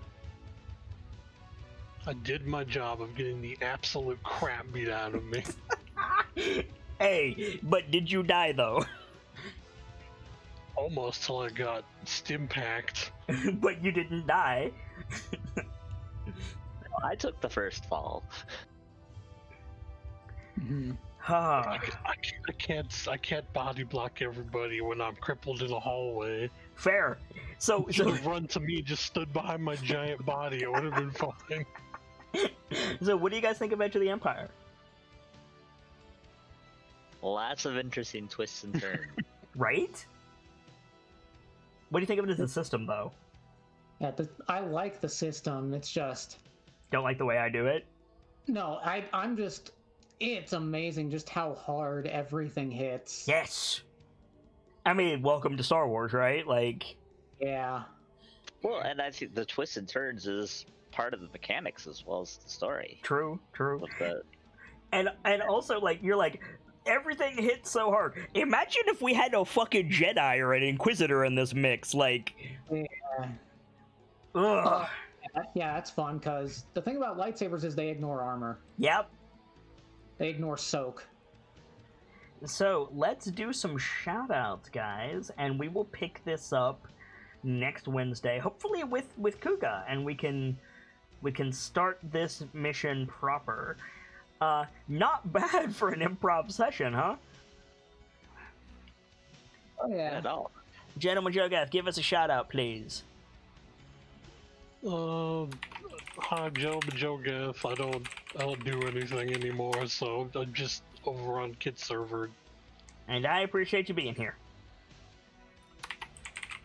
Sir Squeaky, give us a shout out, please. I am Sir Squeaky. I am a member of the community. Appreciate storytelling and lore. Always willing to talk about that. You can find me in the stream sometimes and always on the Discord. Vader? Hello, everyone. I am the Journeyman Vader. I am a moderator on Kit's Discord and Twitch, and a streamer on Twitch myself. You can find me over at Kit's Discord, on Twitch at twitch.tv/JourneymanVader, and on Twitter at VaderSidious. I hope to see you around. For my part, as ever, I am the sharp-eyed Kitsune, the teller of tales and the weaver of mysteries, the masked bard. This is the channel that is devoted to lore and storytelling, world-building, role-playing, and discussions of those things. So if that's to your fancy, you're in excellent company here, and I do hope that you enjoyed your time with us. This has been Dice-Icive Action Open Dice Night, a monthly special event where new GMs, new systems, and new players come to the forefront. It's a time to let people try things out and fail graciously, if at all possible. It's something that I enjoy bringing to you, and for the end of March and through April, I am sponsoring the Edge of the Empire short story called The Way. I'll be back tomorrow with... Well, I don't know if I'll be doing an afternoon stream because I'm trying to reset my sleep schedule, but I will almost certainly be here for Decisive Action Voices of the Mountain, a D&D 5th edition double feature of Icewind Dale, Rime of the Frost Maiden, and Storm King's Thunder with my own spin on things. I've got a lot of inspiration buzzing around in my head for Voices of the Mountain, so stop by if you like tabletop role-playing games and you want something a bit more structured, or if you don't know if you like tabletop role-playing games. We'd love to have you. For now, it's time to wrap things up here, but as always, I'd like to leave you with these parting words. From myself, my keepers, and those joining me on the stage this evening, to all of you, the regulars, the followers, the newcomers, and the lurkers, whether you're just having a seat by the fire or you've got a running tab at the bar, remember, there's always more stories to tell. And hopefully, I'll see you all next time for another episode of Open Dice Night and a new chapter. Good night, you guys. Thank you so much for stopping by, and remember, this is the way.